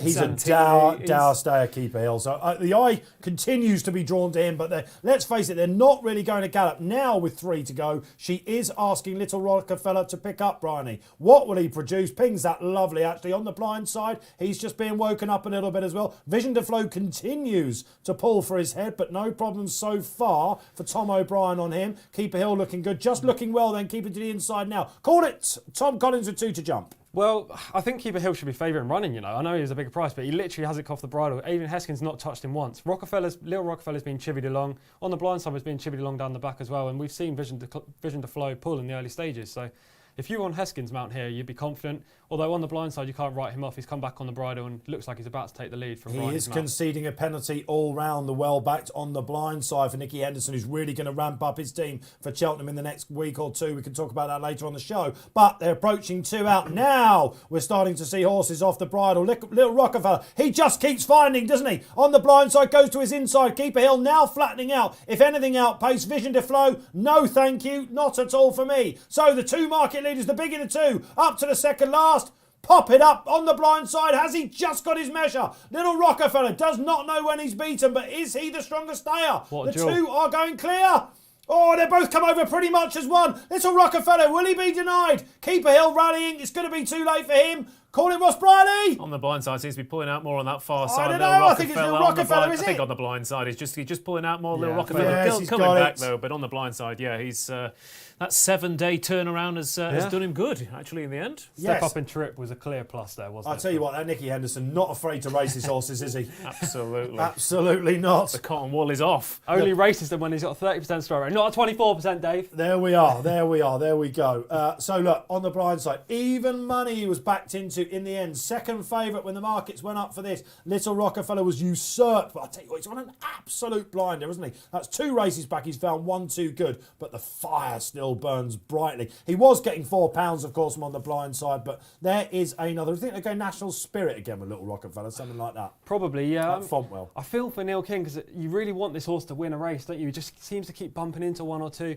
He's not the strongest of travellers, that's the problem. Like, he needs to be chivied in his races. Market Rasen, probably not his track, is it? Probably not, but there is a long home straight, so, he doesn't stop running, does he? We've just seen there. He's absolutely trying his heart out alongside on the blind side, who stays the trip really well. They've drawn miles clear of Keeper Hill, who travelled like the best horse in the race and just couldn't live with these 2 strong stairs. But you're happy with him if you backed him each way, of course, Keeper Hill, aren't you? Nice He just looks like he wants a proper test now. So look, there we are. That was Market Rasen, the classy race of the day there. We've got a listed bumper coming up. Willie Mullins, again, daring to send over a raider there. He won it last year with Panic Attack. We'll be back at 3:15 for the listed mares bumper there. Let's go to Barry Orr, because Barry, you like the 2 market leaders. You had it sewn up from a long way out. Yeah, the conditions of the race really suited him, didn't it? On the blind side, hit a high of 6.8 in running for 70 quid, would you believe? Little Rockefeller, a low of 1.17. Wow. The Keeper's Hill, a low of 2-1 in running as well. He didn't find much and he hasn't been. But yeah, they pulled well clear, I think, at the third, and class show through at the finish. 1.17. I mean, that Which one? What hit 7.17? was that Little Rockefeller? Yeah. Did Barry say? Little Rockefeller. For a second, my brain thought he said Keeper Hill, and I thought someone has definitely pressed the wrong button there. But yeah. That seems really, really short for me. 298 quid at 117. I think Wow. 117. after that last hurdle, when the camera angle changes, so slightly head on. You looked like called in it. front. You're very good at calling these finishes, I have to say so. I mean, I do know. I've been in trading rooms or people who play in running, and there are some people who have such a big bank on their Betfair account that they're literally smashing one horse to another. So sometimes you do see, well, that one's going to win, that one's going to win, and they're just trying to trade out in that way. So sometimes you do get short prices. But I guess, I don't know if people were taking the view that we were taking, that on the blind side was stuck on the inside and maybe Little Rockefeller was going to keep grinding down the centre of the track. Well, there is the screen result for you. Hopefully we called it right for you. On the blind side, even money favourite. Fav's doing well, aren't they? So far on the day. Little Rockefeller, can't wait for him to pop up. Going to scream that home on a Saturday coming up soon, I'm sure of it. The 10-year-old in second there. And Keeper Hill, who myself and Tom suggested might run okay in an honourable third there as well. Let's hope you're enjoying the action here on RP Live. We're coming close to our feature race of the day. It is the 3 o'clock, the Classic Chase at Warwick. I absolutely adore this race. 3 mile 5, constantly on the turn. Will we see a Grand National horse? Will we see something coming for the festival? Will we see the favourite go in again? Because one here, Barry Orr, has been extremely well backed. It is Not a Chance. Alan King, he's already off the mark for the day at Market Rasen with Edwardstone. What price does he find himself at now? The Unexposed, Not a Chance. Yeah, he's 5.6. He was down to a low of 4.8 on the exchange. He was high of 6.4, but he's 5.6 now, so just around the 9-2. LeBroyle with Kieran Woods in the plate is steady away as well. Plenty of money for him at 5.9. Storm Control at 8 for Kerry Lee. Captain Chaos, he was the favourite in the race just yesterday at 4-1. He's out to 8.6. Friendless in the market. Django. Richard Johnson doing 10 stone. I haven't heard if he's putting up overweight. He's currently 9.2. And there's been plenty of money for him as well. Really good betting race, it has to be said. I didn't know what way to go here. I thought out of the ones at the head of the market, Not a Chance for Alan King. Represented a horse that was going in the right direction and probably still a bit of juice in his handicap mark of 139. But the horse I landed on was Django, and he has form that ties in with Not a Chance as well. But I'm going to back Django.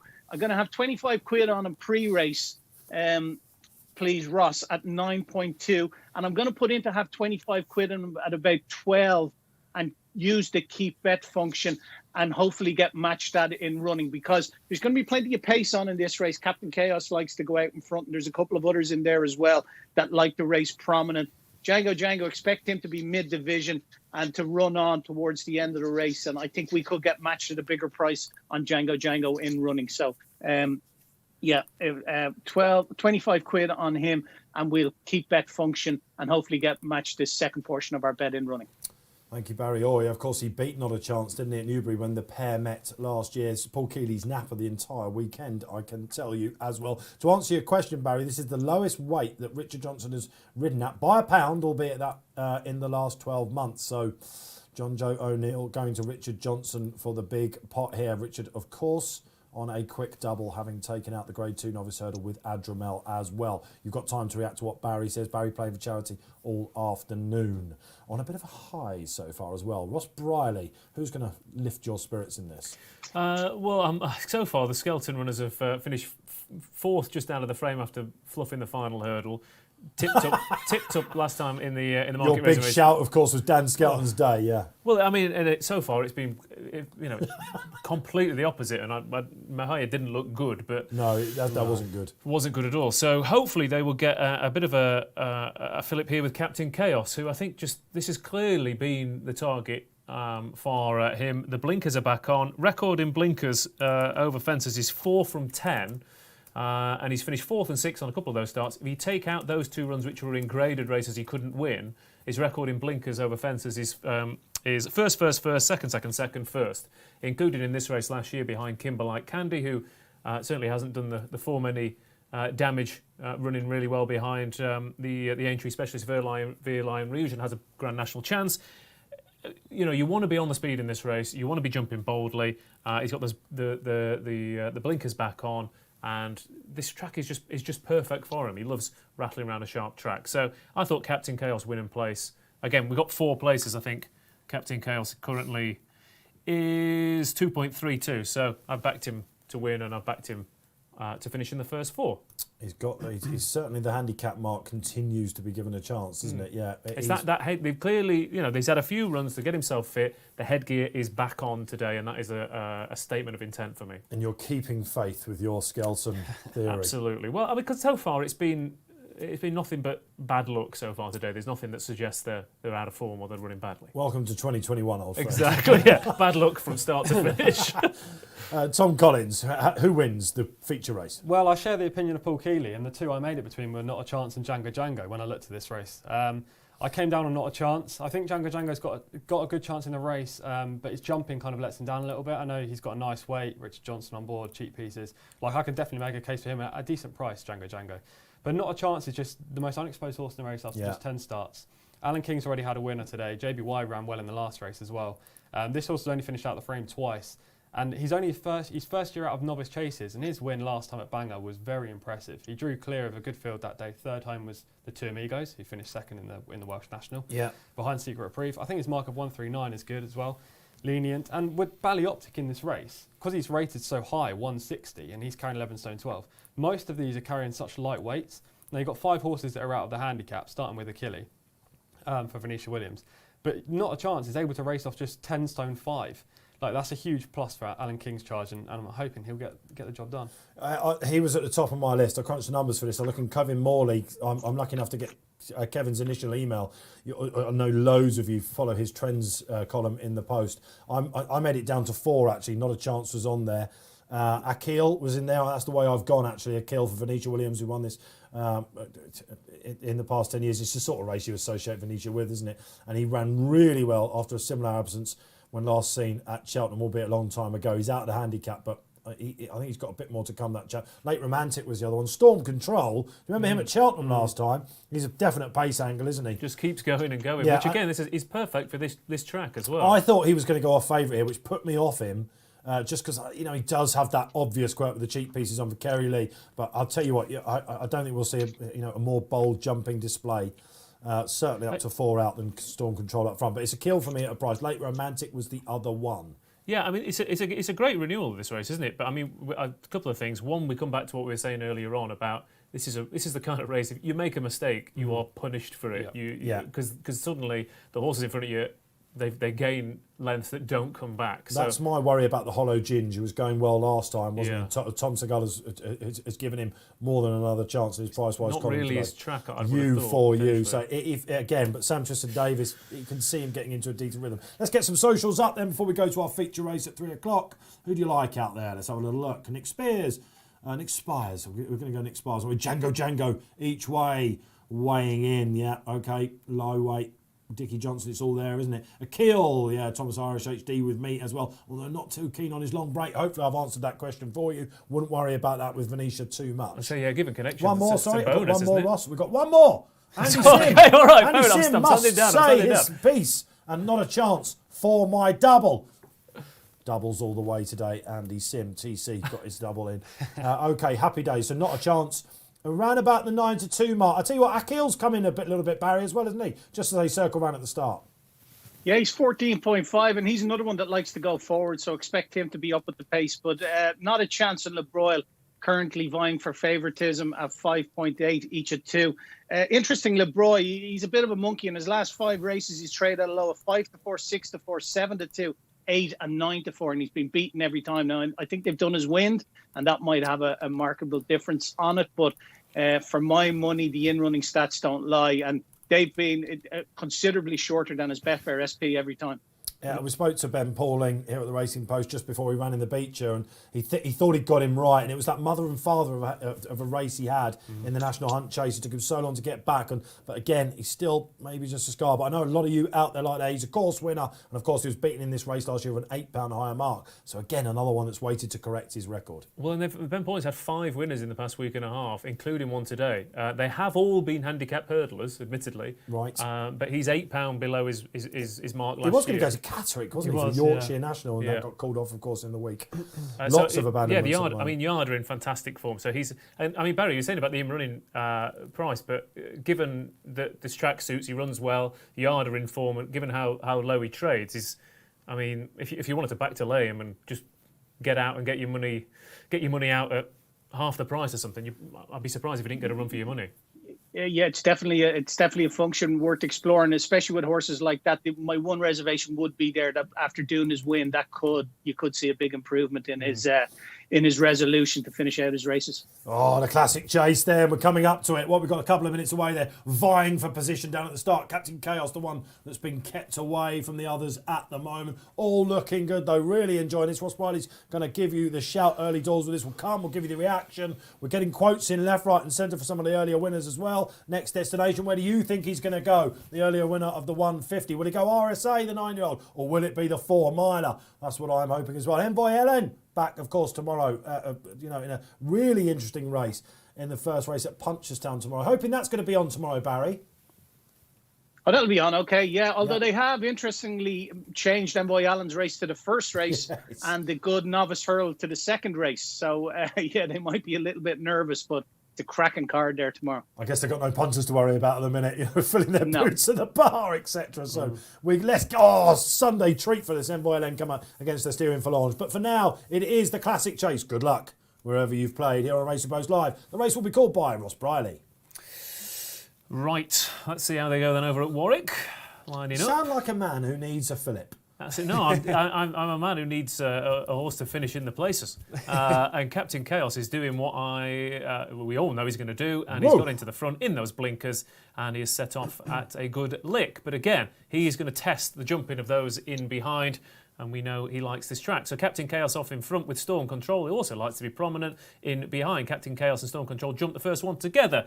Let's see if anything jumps it particularly poorly. Wasn't great from Red Infantry, who was right out the back, and Achille, who is on the heels of the others. There we go. Captain Chaos then out in front. Waiting for at least 10 minutes to say that. Unbelievable. Disgraceful. Absolutely disgraceful. Storm Control in behind. Le Broil, not a chance. The Hollow Ginger. Then we've got Dodero Vallis. On the outside is Walk in the Mill. Ballyoptic. Django. Out the back Achille. Late Romantic. Then we've got Red Infantry. Petite Power. And I think the only one we haven't mentioned, I think that might well be all of them, to be fair. So there you go. Storm Control and Captain Chaos still in front. We haven't mentioned Walk in the Mill, have we, pre-race? He needs to come back, doesn't he, after a fall in the Beecher? He really well fancied he's been for the last couple of Nationals, of course. The dual Beecher winner and headgear for the first time as well. Exactly. So they're trying to. I bet they was trying to save that for Aintree, Barry. But the fall last time out is now or never, isn't it? Yeah, and it's a decent pot as well, isn't it? So they don't want it to go to waste. Absolutely. So just out the back, you mentioned a couple of stragglers already. Yeah, I think for me, again, Captain Chaos, this track suits him down to the ground. You want to be on the speed in this kind of race and going on from the front. And I thought it was quite interesting. Last 6 races all won by horses with some sort of accoutrement on them. Older horses, experienced horses. Oh, accoutrement. Unbelievable. Some sort of accoutrement. I'll tell you what, he's had to dig deep with his punting. He's had to dig deep with his Theosaurus there as well. He's got it Theosaurus. You get it all here on Racing Post Live. But yeah, he's so clearly the kind of quirky horses who get into a rhythm with headgear on. This race suits them, and hopefully Captain Chaos will at the very least gallop them into submission for a place. I'll tell you who's catching my eye. Django, you mentioned about headgear. I'm surprised that Achille is as far back as he is. That's a little curveball. Perhaps they've looked at the pace in the race. Ballyoptic is in this race as well. We haven't mentioned him. He's just one of those, isn't he? That the moment you go off him, it looks like he's lost his form a bit. He's a classy operator. LeBroy travelling as well. Tom Collins, who's your idea of the winner? Well, I think Not a Chance is still going well. Obviously, Captain Chaos got the run of the race, and LeBroy's travelling very nicely as well. It's interesting that Tom Scudamore was making a beeline for the outside on Dodero Vallis, who's subsequently taking Walk in the Mill really wide as well, which can't be preferable for him, and he's come off the bridle on several occasions. But it's not 3 mile 5 for them two, is it? No, it's 6 miles.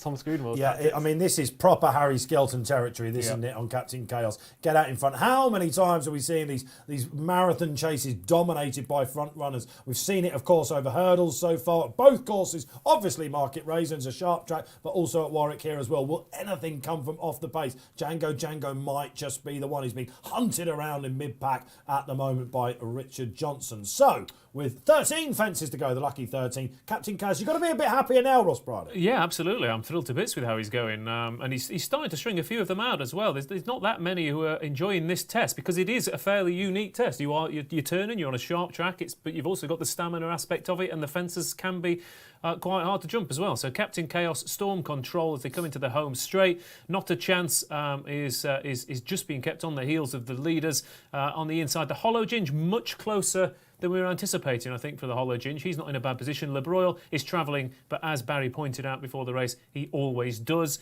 Django, Late Romantic, Ballyoptic, maybe not going as smoothly as some. And of the fancied runners, nothing's really out of this race. I think Walk in the Mill has pulled up. And Didero Vallis, the two that went wide. Didero Vallis has been ridden out of the back, and Walk in the Mill has been pulled up. So, yeah, that's clearly not the way to go. You want to be on the inside anyway. I'm not quite sure why they were going wide there. In Indian File, then they passed the stands for the last time. Then we're about to get to the business lap of the classic chase. And Lebroil, again, he keeps travelling, doesn't he? Absolutely. And I think Storm Control, this is something new for him in his last couple of runs. He's seen just daylight up front in his races. You remember he pulled up, didn't he? So I don't think this would have been a design by Connections, because Captain Chaos, you're not going to lead him the pace he was going early. It will be interesting to see, bearing in mind he pulled himself up last time, the idle Storm Control, how he takes being led into the home straight.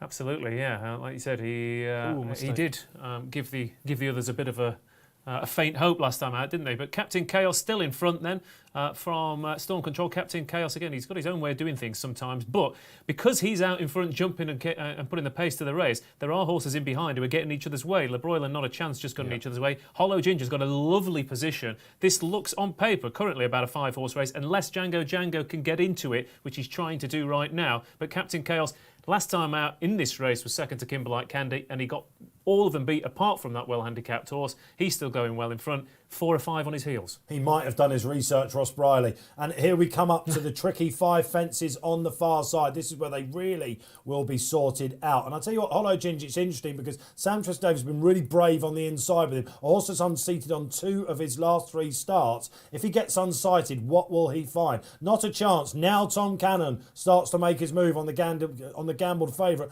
And interestingly, Django, his old rival, tracks him all the way. Don't rule out Achille, I should say, after Ross Brierley quite rightly called that right. But here we go. Here come these 7 fences then. 7 out. Ross Brierley. Captain Chaos, then Storm Control, Not a Chance. Also be interested to see what Tom pointed out about the horses running wide. There have been a few who have hugged that inside rail, and will that make a difference as well? Captain Chaos in front, then Storm Control still travelling sweetly. Not a Chance, though, travelling very well indeed for the in-form Alan King, and Tom Cannon just waiting to bide his time. But Captain Chaos is putting this race to bed in his head anyway. He's kicked on and he's gone clear of the majority of the rest. Let's have a look behind. Django just struggling a little bit on this track. Achille can't even say that now. Late Romantic, as Tom said, is coming into this as well. So this race is far from over, but Captain Chaos still in front, as he has been from the word go.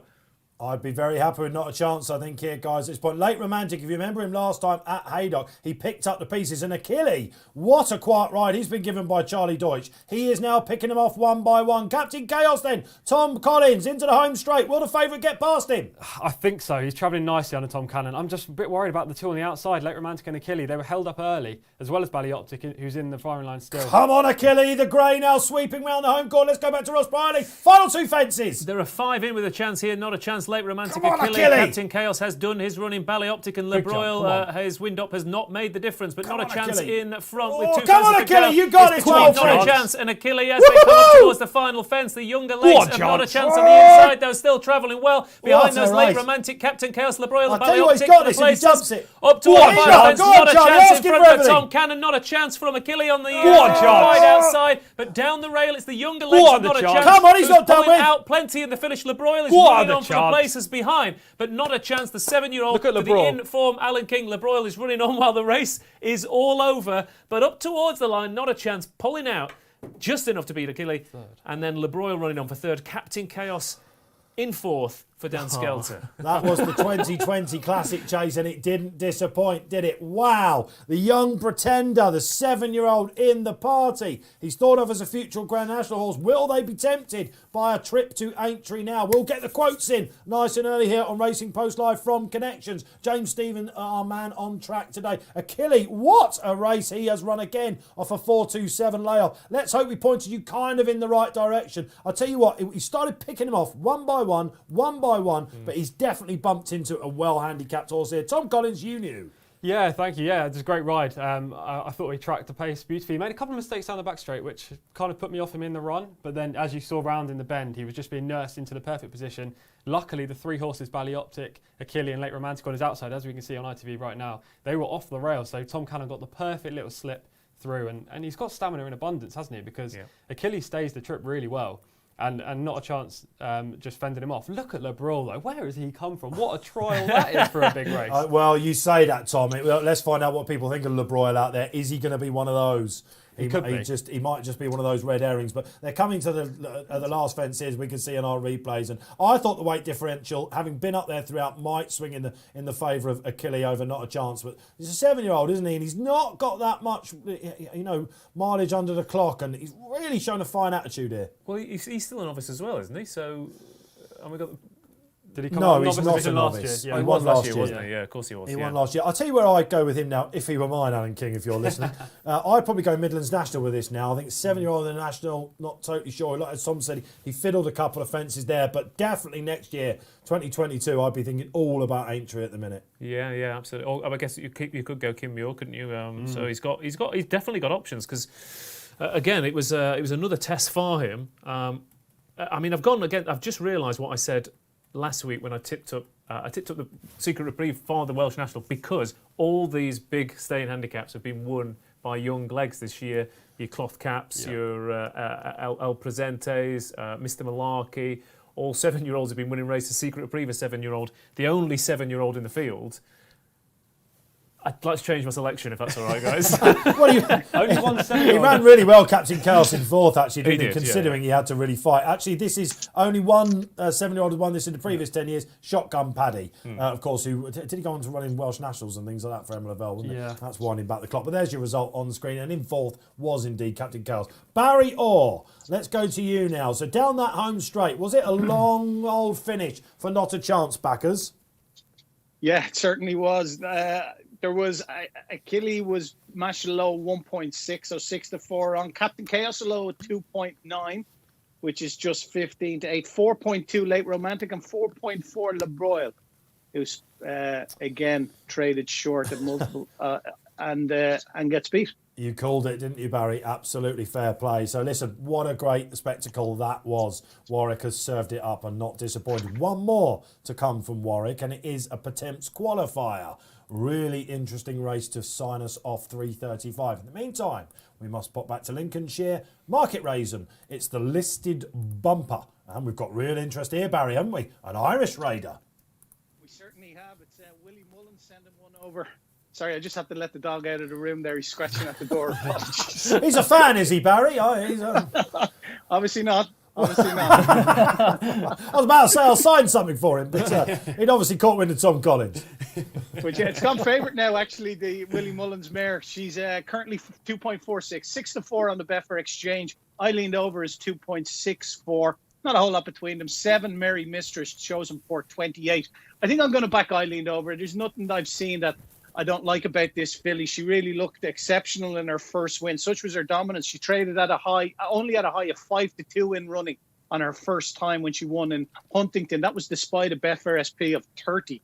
So, she's very dominant. The only thing I don't like about the Willie Mullins horse was they were very concerned about soft ground for her in Galway when she won her bumper first time up. She's meant to be very, very small. She did go through the ground that day, but this might be a different thing for her altogether. The ground might just be a little bit more sticky. So just I leaned over there, please, We're going to have 50 quid on that, just in the win, straight up win.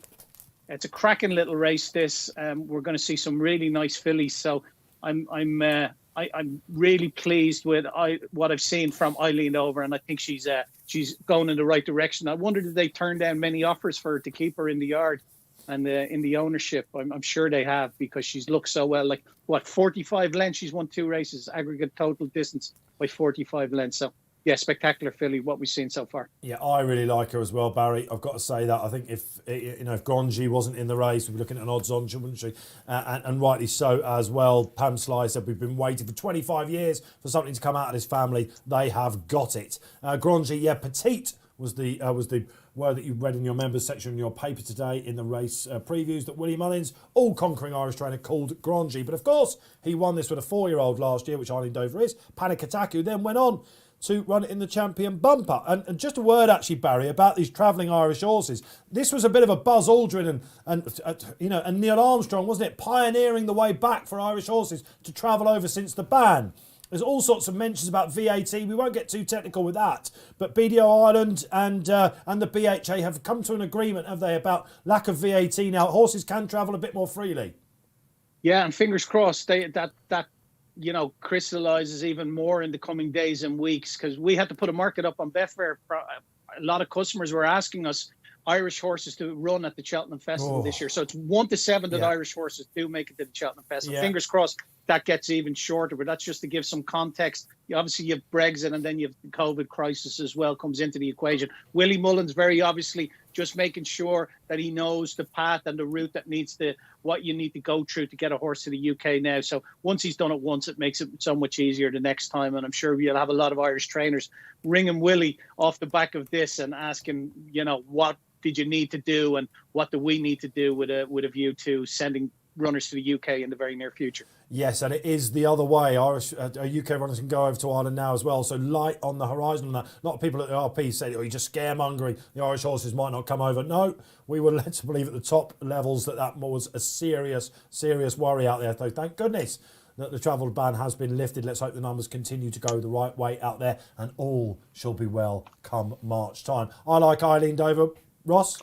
I think it's a really interesting race, but the angle I chose was Chosen Port to finish in the first 3. Again, we've got extra place markets, so there's a bit of late money for Chosen Port, currently about 2 to 1. He was 3 to 1 a second ago to finish in the first 3, but Ollie Murphy, again, January trainer, his horses, his bumper horse in particular, first time out, they're about an 18-19% strike rate, which is still very good.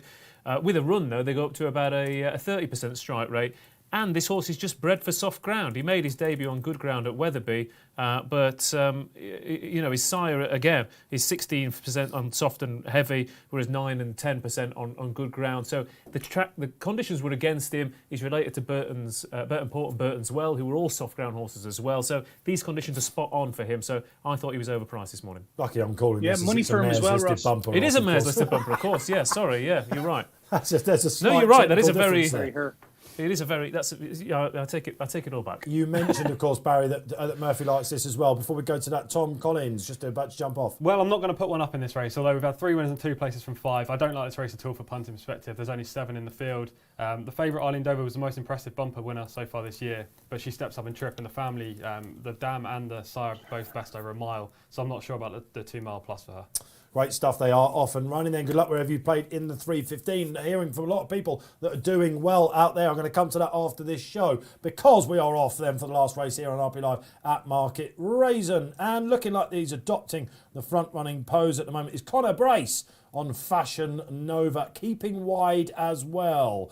Dragon Bones, Tom O'Brien, Ian Williams, not been seen for a long time, and that is showing the freshness not out of her on the inside. Not as keen as Miss Lamb, however, for Jed O'Keefe, just tracking them in around about 3rd or 4th. The Petite Grangy got the inside run under Nico de Boinville. Big ride this for Willie Mullins, isn't it? Absolutely. Eileen Dover, lovely out the back at the minute. No problems there.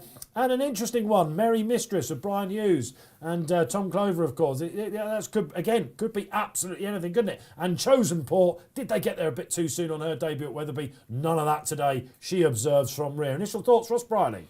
Yeah, my initial thought was, we didn't mention Merry Mistress, who bolted up in bad ground last time out in a good speed figure. The second's come out and bolted up since as well, back at that track.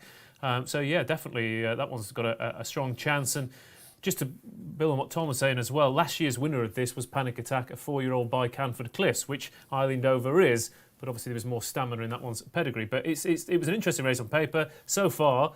Apart from the fact that they didn't seem to be going too much of an early gallop, I thought Grandgy was maybe not settling as well as you would have liked, but all to play for really, and hard to take many opinions here. Apart from the fact that 3 outsiders are in the first 3.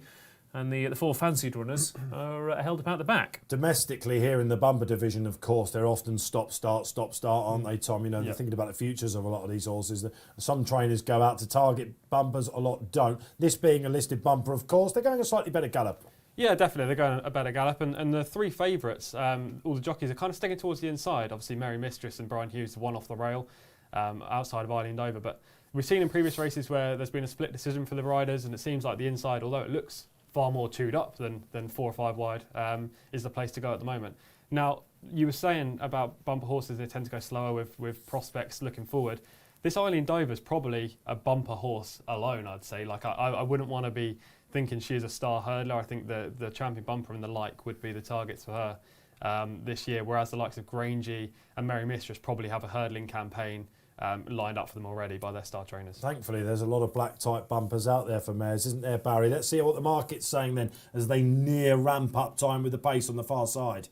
Yeah, Eileen Over being held up like that. Saw her go out to 9-4 at one stage, and she's still out to 9-4, 3.2. Grandgy 2.50, 6.4 Mary Mistress, and 14 Chosen Port. They're all still travelling well in themselves, obviously, and they'll sort themselves out soon. Interesting to see. Eileen Over was on the rail, but pulled wide on the course now, widest of all. And she's really starting to show her little class, isn't she, under Paul O'Brien, who goes wide, and she's getting weight from everything being a 4-year-old. Ross Brierley then, we're going into the home turn. Yeah, very happy with Chosen Port in the first 3 at least, because the front 3 are, in theory, not with much of a chance. But everything's in with a chance, really, to be honest with you. Grandgy's down the inside. As Barry said, Eileen Dover switched out to the wide outside. She has looked the class individual. People saying about her stamina, but it's going to start to come into play now, isn't it, as they turn into the home straight? Yeah, and Grandgy's not done with at all. She comes on the inside. Now we're starting to see who's got what in the locker. And Eileen Dover coming upside. Miss Lamb, 2 from 2 so far. Will that keenness go for her? Will the ground blunt Grandgy? Because Eileen Dover has swept to the front. What have we got here, gentlemen? This is looking like a real star. Grandgy trying to fill her lungs to come back. She's probably a stayer, but this is a case of push the button. Miss Lamb starting to feel that pinch. Whoa! What have we got here, gentlemen? 2 out, as you can hear from Barry Orr. This is all over as long as she just keeps up. Those legs are running. Eileen Dover, 3 from 3. A start in the making. Could they run this on the flat? Yes, they could. Ascot Stakes, here we come. Gentlemen, Eileen Dover, take a bow, Pam Sly. Wow, that was fantastic, wasn't it? Last to first pretty much. Ground she probably not totally in love with. Absolutely slammed them, Ross Brierley. Yeah, very nice indeed. Again, that's 2. We're going to have to find a 4-year-old by Canford Cliffs to win this next year, I think. But yeah, everyone was. He's on a hat trick. That's it, absolutely. That's when he was winning on the flat for hand, and you were like, he'll be a good sire of soft ground bumper runners for sure. Yeah. But yeah, just a dominant performance. A nice move from Paul O'Brien as well to not get stuck behind runners. I think he maybe thought, they're not going a mad gallop, so we don't want to get caught in a pocket late on. But to be fair, I think she could have got caught in pockets, left, right, and centre, and still won. She's got quite the engine, and she's won that. That flat pedigree has just come to the fore there, hasn't it? That turn of foot just there, where she was upside Miss Lamb, was spectacular. Nice. And although she's bred only to get a mile, she clearly stays far further than that. And she's going to be a player in all these big bumper races this season. She looks spectacular. Her turn of foot is second to none in these kind of races. That Grandgy's probably well regarded by William Manners to send Grandgy over here. So use her as the form pointer. Well, and that's an interesting point. I mean, she's beaten the right horses, hasn't she? Yeah, definitely. Yeah, she definitely has. Miss Lamb was 2 from 2. A little bit keen, wasn't she? Back on 52-day break. Technical Keith a little bit quiet at the minute. Of course, trains Burrow 7 horse for our charity. Really looking forward to that coming out. Hopefully it's on a Saturday and we can give it a shout somewhere. And Grandgy, absolutely. But this is interesting, isn't it? Because Panic Attack obviously came over last time. I know the Drews picked it up, big firm. But the fact that Mullins is sending something over here and then sold the horse, if you like, I don't know. She wasn't fancy Panic Attack. If you remember last year in the market, it drifted all the way out. You I don't know. You don't have to pay for it to go home, at least, do you? If you just sell it while it's over here. I don't think Willie's going to be looking at his mares and thinking, "Oh, we're in trouble here now." This, if anything, it gives him a lovely benchmark on what's out there, doesn't it? But certainly that is a horse that if you're looking towards the Aintree bumper, you would be thinking we've got a near fav there, I think. So she's 10 from 20 for the champion bumper, Dave. Okay, Pam Sly will get the quotes in as soon as possible. They might not make this show, but they will in your members section and tomorrow in your Racing Post as well. Great stuff. Fascinating to have Market Rasen with us here today. That's one of the great things here on Racing Post Live. We assume most of you that watch this show are proper racing fans. If you're not, don't worry about it. You're going to learn about all the vagaries of these tracks. But we get to go to all these different places. That's been one thing that ITV have done extremely well. I mean, we've been to Tremor, Barry, haven't we? That was a hell of a journey. Tremor by the sea. You enjoyed that, didn't you, Dave? Waterford and Tremor. That's it, the sunny south. Absolutely. We just saw southeast. We just saw the dual Gold Cup winner there. Happy days. So look, we've been to Catterick. We've had some great tracks for you. We'll try and give you our expert analysis on all of those. Really good to have Market Rasen there. And we signed off with a star. Take a bow, Pam Sly and Connections. Shall we go back to Warwick though for the last race? I'll tell you what, we've got a Pertemps qualifier coming up, guys. I've been given quotes all throughout by James Stevens on the track. Tom Lacey of Adramel. Shall we see what he's had to say about Adramel? His first ever graded hurdle winner, as Ross Brierley quite rightly said. It's a testament to the horse's ability that he was winning over 2 miles. We were always excited to see him step up in trip. I saw no need to do so while he was doing what he was doing. At Haydock last time, it reinforced that he needed to go out trip. Cheek pieces helped. His jumping was slicker. Still a bit more room improvement there. On spring ground, you might need to go up in trip again. You'd be thinking about the Albert Bartlett, but his ultimate future lies over fences, so we'll do what's right for the horse. I wouldn't be surprised if he didn't turn up at Cheltenham Festival. No, he doesn't. He doesn't strike me as a Cheltenham Festival horse. And Tom Lacey's very patient, isn't he? His record in handicap chases, I don't know what it is off the top of my head, the strike rate, but it is phenomenal. I know who was talking. I think it was Graham Rodway was talking about Tom Lacey's record in handicap chases. So obviously Adramel's better than handicapper, but his knowledge of getting a horse to jump the fences and run to their full ability. Is fantastic. I giggle because you know what Rod is like. We see it on this show. He comes in and say Gray's jumped better. It turns out it's Chestnuts that are actually doing. Gray was right at the bottom, but your memory sticks to it. He comes up with these theories. More often than right, he's right. But having worked closely with Tom this week here at the Racing Post, I can tell you it's handicap hurdles he does best in. Oh, is it? He's got a phenomenal record at Chepstow. What's his record in hand? I'm going to come back at you with this. You can do so. You can do so, my friend. I've got it somewhere, but I tell you what, I hope we're right because we had it with him. But look, whether Adramel goes to at a festival or not, remember he did bomb out in the champion bump up last year. So maybe we'll be looking at Aintree for him, but a proper horse, and they're very excited about him, rightly so. One more to come, as I mentioned, at Warwick. Lots of people out there having a good day. One of our producers, Rob Lee, I can tell you, lads, he's not in the studio, Rob, for one reason or another this Saturday, but he's still pestering me on chat, actually. And he's had a treble come up. I mean, he literally just listens to what we say and just does multiples all over the place, probably. For small stakes, of course. He's had a £5 treble on Sky Pirate, tick. On the blind side, tick. And not a chance, tick. Aye, Robbie Lee. He'll be watching Mirror now with a favourite tipple, no doubt. Let's hope you've had a good afternoon out there. We know that a lot of the fancied horses have been running. We've had a pretty good afternoon tips-wise as well. Barry, you've had a great afternoon. Yeah, we've done things right. We laid Fiddler on the roof. We backed on the blind side. We backed I Leaned Over. And we didn't get matched in a couple of things earlier on as well that could have gone our way and a race was run differently. But yeah, I think we're winning about 200 quid for the charity. Fantastic. Speak for yourselves, guys. I've backed three horses. One's fallen and the other two have finished fourth. Yeah, and sadly, just a postscript on that. It's unfortunate that Mo Hayed is a sad postscript to the day. Tragic, actually. Former festival winner, of course, hero, if you like, lost his life earlier at Market Rasen. Walked through a hurdle there. Really feel for Connections and all at Team Skelton Yard there as well. No more Mo Hayed. Really sad there. Okay, let's move on then. We've got one more race to go. It is the Pertemps qualifier. I was going to say, Tom Lacey, I think it's just over 22% over hurdles and just over 21% chasers. So it's but this season, 23% marginal. chasers 18% hurt. Look, listen, I know you're good at your job, Tom, but you can't move the goalpost like that, man. That's absolutely ridiculous. Yeah, so listen, I'm winning by a percent there. Graham Rodway's at home thinking, tear up the sheet and I'm coming back. Graham Rodway due to be back on the show. I'll tell you what, we've got so much coming up here on the show, Barry, haven't we? Every Saturday. Next Saturday, the Clarence House. Can't wait for that. Yeah, that should be a cracker as well. I think Politolog's set to run the weekend. So, yeah, really looking forward to and everything that leads into the spring racing and beyond, Dave, isn't it? There's just so much to look forward to. And that's the great thing about racing. We're always looking forward. It's always about the future. Yeah, very much so. Of course, we've got the big Betfair meeting, of course. We've got the Denman Chase. We've got the Betfair Hurdle. Nicky Henderson going to send Altior for the game 13th of Feb. Yeah, 13th of Feb. Really cannot wait for that. We've got Dublin Festival to bring you as well. Before that, it's all ramping up, isn't it? Let's see what you're saying out there. Final social media comments coming in. Stephen Hughes, you've been quiet this afternoon. Stephen Kepage for the Imporn. David Pipe in the next. Paul Keeley quite likes that one, I seem to remember. I've chatted to him yesterday. Come on, Teddy, says Jason S. Or Potter's Corner. Potter's Corner, absolutely fascinating, isn't he?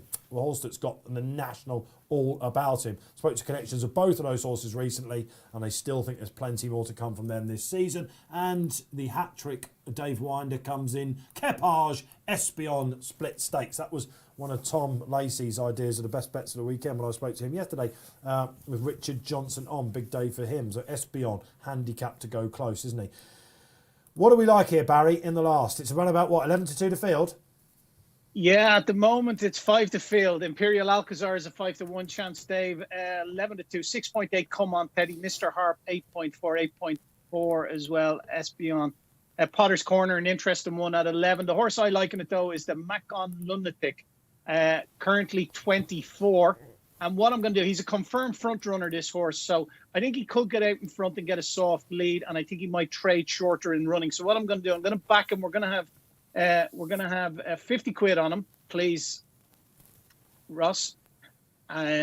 He's currently around 24. Yep, 50 quid matched at 24. 50 quid on him at 20 to 4. And then we're going to look to lay him back at maybe, I'm not going to get greedy here now. So I wouldn't mind taking 50 quid out of him at around 8, at around the 8 mark, 8.0, to give back about 350 quid. So I'd be happy with that. So yeah, you'll be happy with it's an 800 quid profit if he keeps going, isn't it? So it's not too bad. It'd be a nice green book. Yeah, so it's just a bit of functionality there we can put in and keep that bet in play and hopefully get matched if he trades short and he gets off in front. Tricky races these, as everyone knows, top 6 qualify. It's difficult to predict these races, let's say. That was a hospital pass, that one, wasn't it? But I suppose some of these horses do have to win to try to go up in the weights, and he would fit in that category. Stable going well, as Ross said earlier too, and he's a horse that I think there's plenty of fat in his mark again, just like the winner of the Classic Chase. Yes, indeed. So to qualify in the final, for those of you that aren't aware of this out there, the Potemps final run on is it the Thursday of the Cheltenham Festival? It is still on the Thursday, isn't it? You've got to finish in the top 6, and if your mark's there and you can get into the race, you're entitled to a run. 4 of the last 10 winners of this particular heat were last time out winners. And Tom Collins, let's go to this. Did I read in the paper today? Was it the jury you did today? Yes, I did. Did you use the words handicap and blot? I did indeed, yeah. About a horse called Mr. Harp. Now, it's an interesting one because when I first looked at this race, I really fancied the ill-fated Mahayed, who was unfortunately, fell earlier on and was re-aimed at Market Rasen rather than here. Then I looked at this race yesterday because obviously I couldn't put up Mahayed, and Mr. Harp for trainer Tom Gallagher. Now, Tom Gallagher doesn't have very many horses. He's only had 4 winners ever as a trainer. This horse only runs 6 times. He's an 8-year-old now, so he's pretty old, but he's only had 6 starts. He's very lightly raced. And last time out, when he won on heavy ground at Utoxeter, off a mark of 1:15, he bolted up. Now, his Racing Post rating that day of 1:22 suggests that his new mark of 1:23 is certainly workable. And his 2 previous efforts, and his only 2 efforts over 3 mile plus, both in novice hurdles at Southwell, came behind Barbados Bucks, who's trained by Paul Nicholls, who's very well handicapped, and a good horse at that. Now, the price is gone on Mr. Harp. So saying all this, he was 12 to 1, is now 13 to 2. There's still a bit of each way juice, but you're not going to get anything like the value you had earlier on. It's a competitive race. I don't think it's a very good race. And to be fair, there's no point of even qualifying because the Boss's Oscar is going to win the Thames final. Oh yeah, that's your nap at the meeting, isn't it? Yeah, nap of the meeting. Gordon Elliott sauce. Yeah, absolute certainty. 8-1 favourite, but I think Mr. Hart would be the each way player in this. Unfortunately, the price is gone. Now you can see why we called him 10-point Tom, because he's not short of confidence. The exuberance of youth, Dave. Unbelievable. We've learned the lesson the hard way about making statements like that. Absolutely, and he shall. But that's the only certainty there. That's the beauty of it, Barry. We can sit back and watch as we are bitter, twisted individuals. It's that feeling though when you are younger and you look at people older and you're like, I'll never be like you, and then you get to be like them and you're like, I see now. I see what they were saying. Tom, this is coming your way, man. Get a good look.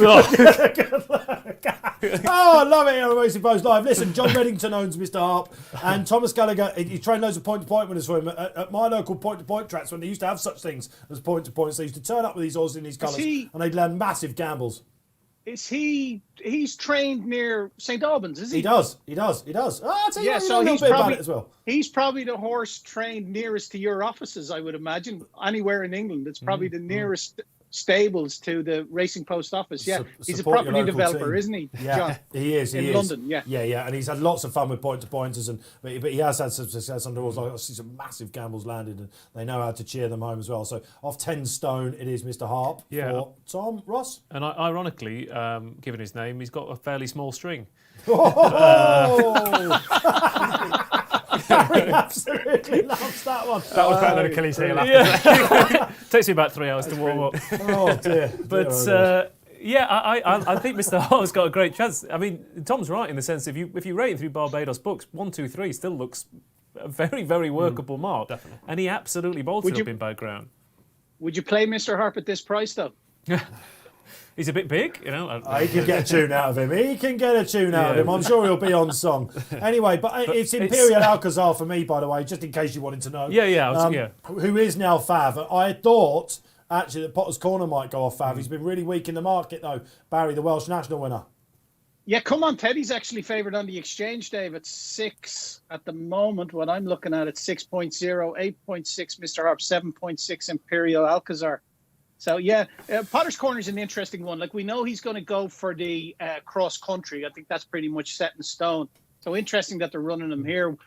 Could they potentially, if he was to win this, could they potentially run him in the Perth Thames final and skip the cross-country? It's a possibility. He has said, isn't he, Christian, that he's doing the Tiger roll, isn't he? He's going the Tiger roll route, yeah. So, and a big, I'll tell you what, he's really happy with him at home. Tom Segal goes for this from memory. I think Paul Keeley has as well. There's Potter's Corner or Imperial Alcazar for me. When Imperial Alcazar, they often run at Haydock. Ross Brierley, before you call, he was well fancy. He fluffed his lines. He's still on a good mark, and he's out the back. Yeah, he is indeed. The 2 Pauling horses were quite interesting for me, given he's as Barry said, he's got 5 handicap hurdle winners since the turn of the new year, and they are the front 2 to head off. First time cheap pieces, the 2 of them, both from a yard who like to get on with things at a track that tends to suit front runners, but they are taking each other on a bit. So on the inside, it's the Macon Lunatic. On the outside, we've got the Captains In. Behind those, on the inside, is Kepage. Then we've got Flemcara behind those as well. Espion, who has to prove he truly gets the trip and is a little bit fresh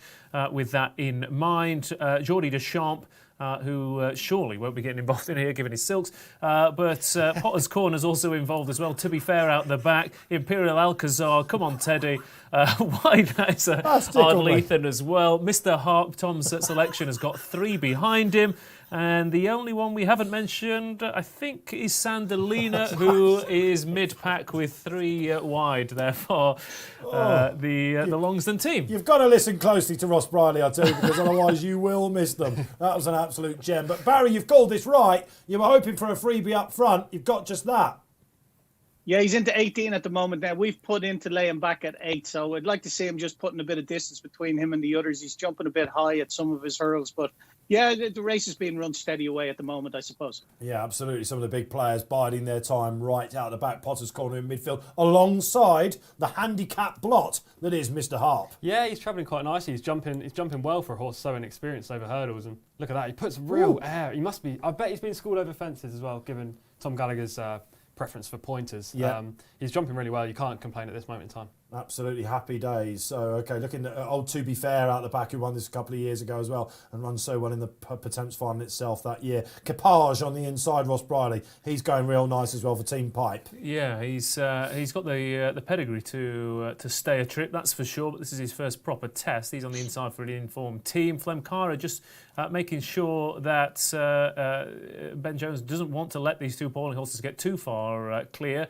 And as I said, at the back, Imperial Alcazar ridden Chile. Again, given the conditions of this race and the way this track rides, I wonder if a few of these, as Barry said, will be running on for 6th, I think, as they go on throughout the race. And Come On Teddy, whose form was franked by On the Blind Side earlier on. Of course, he beat him at Cheltenham, and he's also out the back for Sam Twiston-Davies. But the Macon Lunatic is still out in front. He's not hurdling consistently necessarily, Barry, but like you said, hopefully, if he's at this point with a circuit to go, he'll definitely have got out.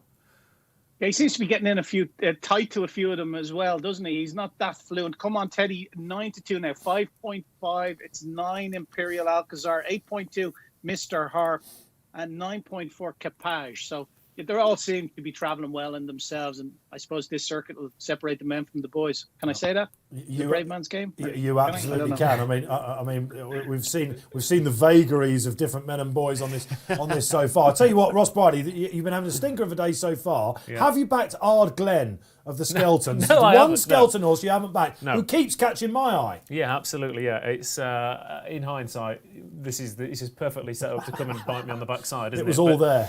6 hurdles to go. Then the Macon Lunatic, Flemcara, the other Pauling horse has dropped out the back of the telly. The captain's in, and the Macon Lunatic is not hurdling particularly fluently, but he's still grinding away out in front. Mr. Harp coming into it, to be fair, off the bridle. But most of them here are still travelling within themselves. Flemcara not giving this leader an inch of peace. Capage, Espion, Sandalina, Ardlethan is wide. To be fair, is wide as well. Potter's Corner, Mr. Harp, Imperial Alcazar, Come On Teddy, and Jordi Deschamps. And I assume that the captain's in has pulled up. Yeah, it looks like he's falling out the back of the telly, doesn't it? Ben Pauling's other horse, so still up there in front. Tom Collins, who's in the ideal position here, Tom, with about 5 to jump? Probably Capage or Espion in behind the leaders. Mr. Harp's going well as well. It's just interesting that Sam Twiston-Davies and Paddy Brennan, on the two favourites out the back, are really biding their time. We've seen in previous races being on the speed has been a plus. And this commentary... Top 6, Tom. Top 6. Yeah, it's true. Yeah, it's very true. Side of Burley, of course, was he third in this last year? Barry fourth. Came fourth. Third or fourth. When he ran on nicely, absolutely. So look, they don't want to blow their handicap marks. But like I said, 4 of the last winners of this in the last 10 years had shown their hand last time. Some horses do need to get up the weights, including Come On Teddy, Teddy, and here he comes. Yeah, Come On Teddy is coming. I mean, he was ridden Chile last time out as well. Imperial Alcazar, I think, is probably ridden to settle him because he refused to settle at Haydock last time out. Strong tanker, isn't he? He is indeed. So they've changed tactics there to try and teach him a few lessons. Here comes Ardlethan on the outside, as you said. Mr. Harp also travelling very nicely for Jack Quinlan. The Macon Lunatic and Flemcara still duelling it out in front, though.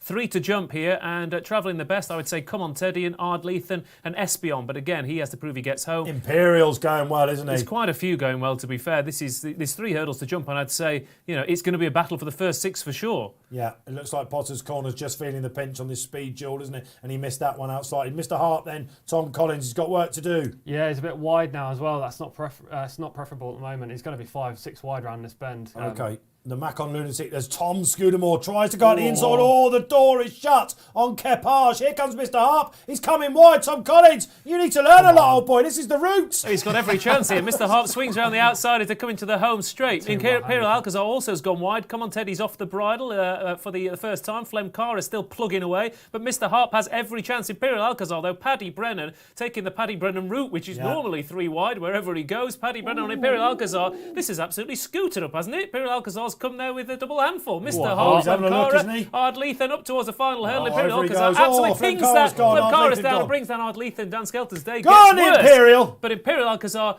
there was a handicap block. There might have been 2, but Tom's has run into the other one, which is Imperial Alcazar, who was absolutely bolted up there. And I said he's down at the line. Imperial Alcazar, Mr. Harp, Come On Teddy, and back and forth with Sandalina. We don't know who got 5th or 6th. I'm trying to see him behind. Was there some JP Silks maybe running on? But Imperial Alcazar 5-1, an easy winner there.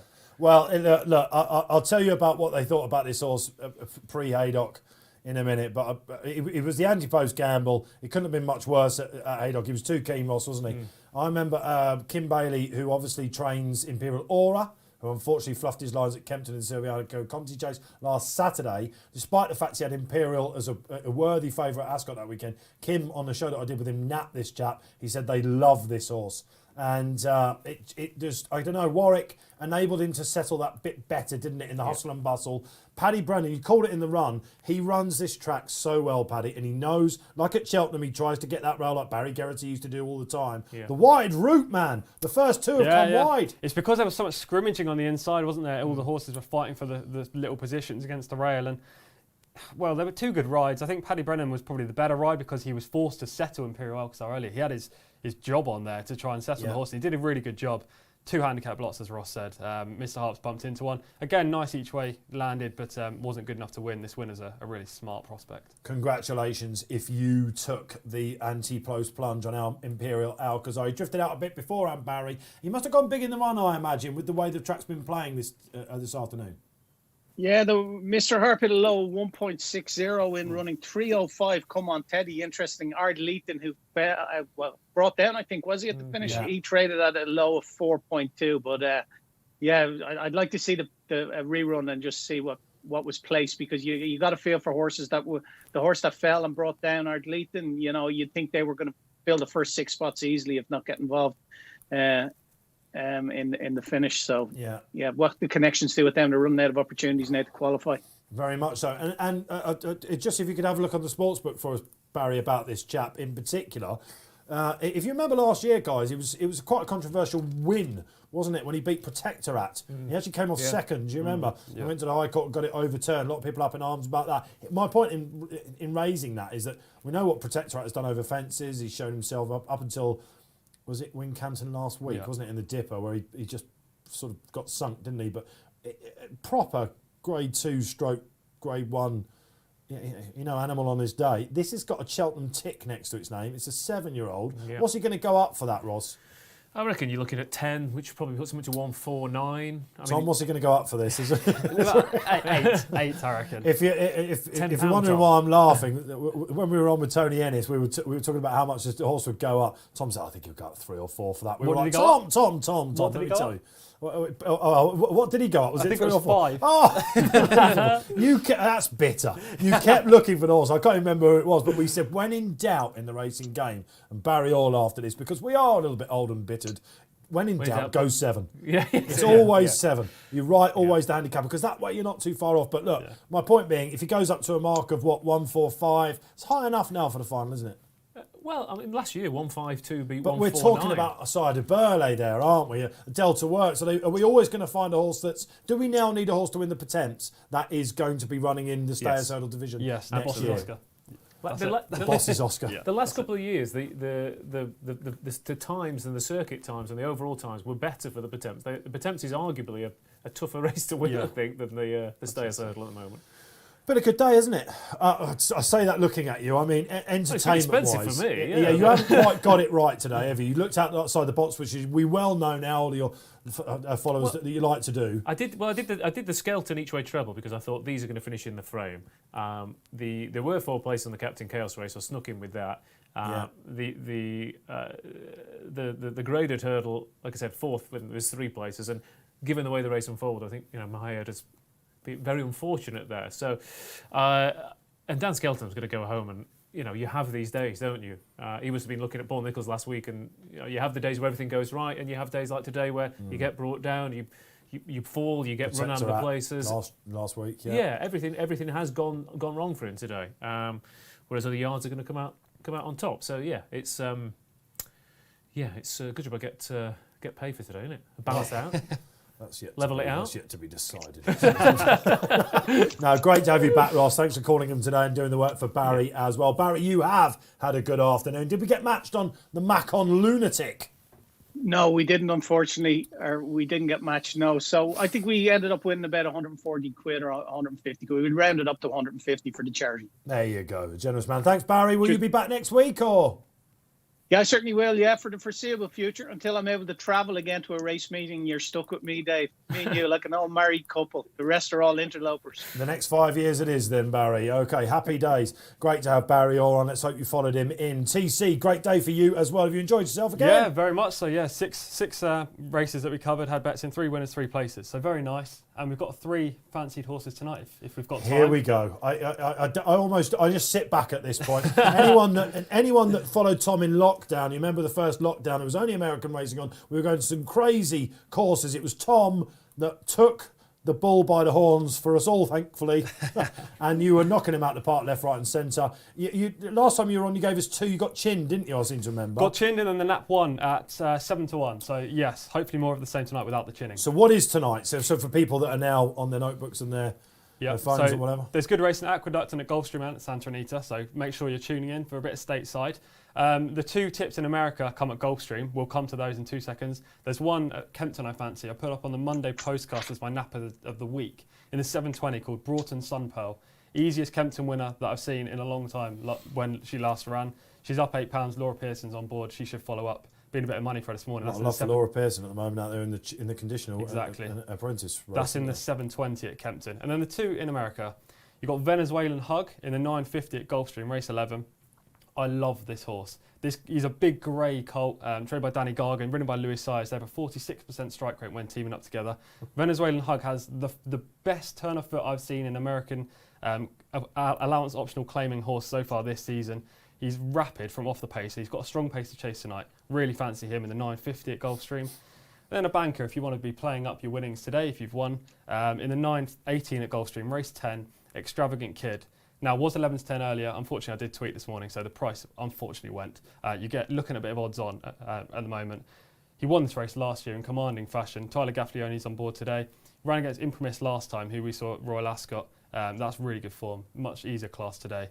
Extravagant Kid should retain his crown after last year's success. Thank you, Tom Collins. A couple for you to enjoy in the evening then. If you're watching stateside action, has 1-on-1 at Kempton as well. When he said Venezuelan Hug there, I saw your brain working there, Ross Brierley. We all love a hug, especially one from Venezuela. Let's hope that's the case tonight. Thank you for watching out there. There was some great interaction throughout the show this afternoon. It's been absolutely fantastic. Let's hope you've enjoyed the action. Listen, January, we are over that halfway hump and we've got Ascot. It's the Grade 1 Clarence House. Join us back next weekend for that.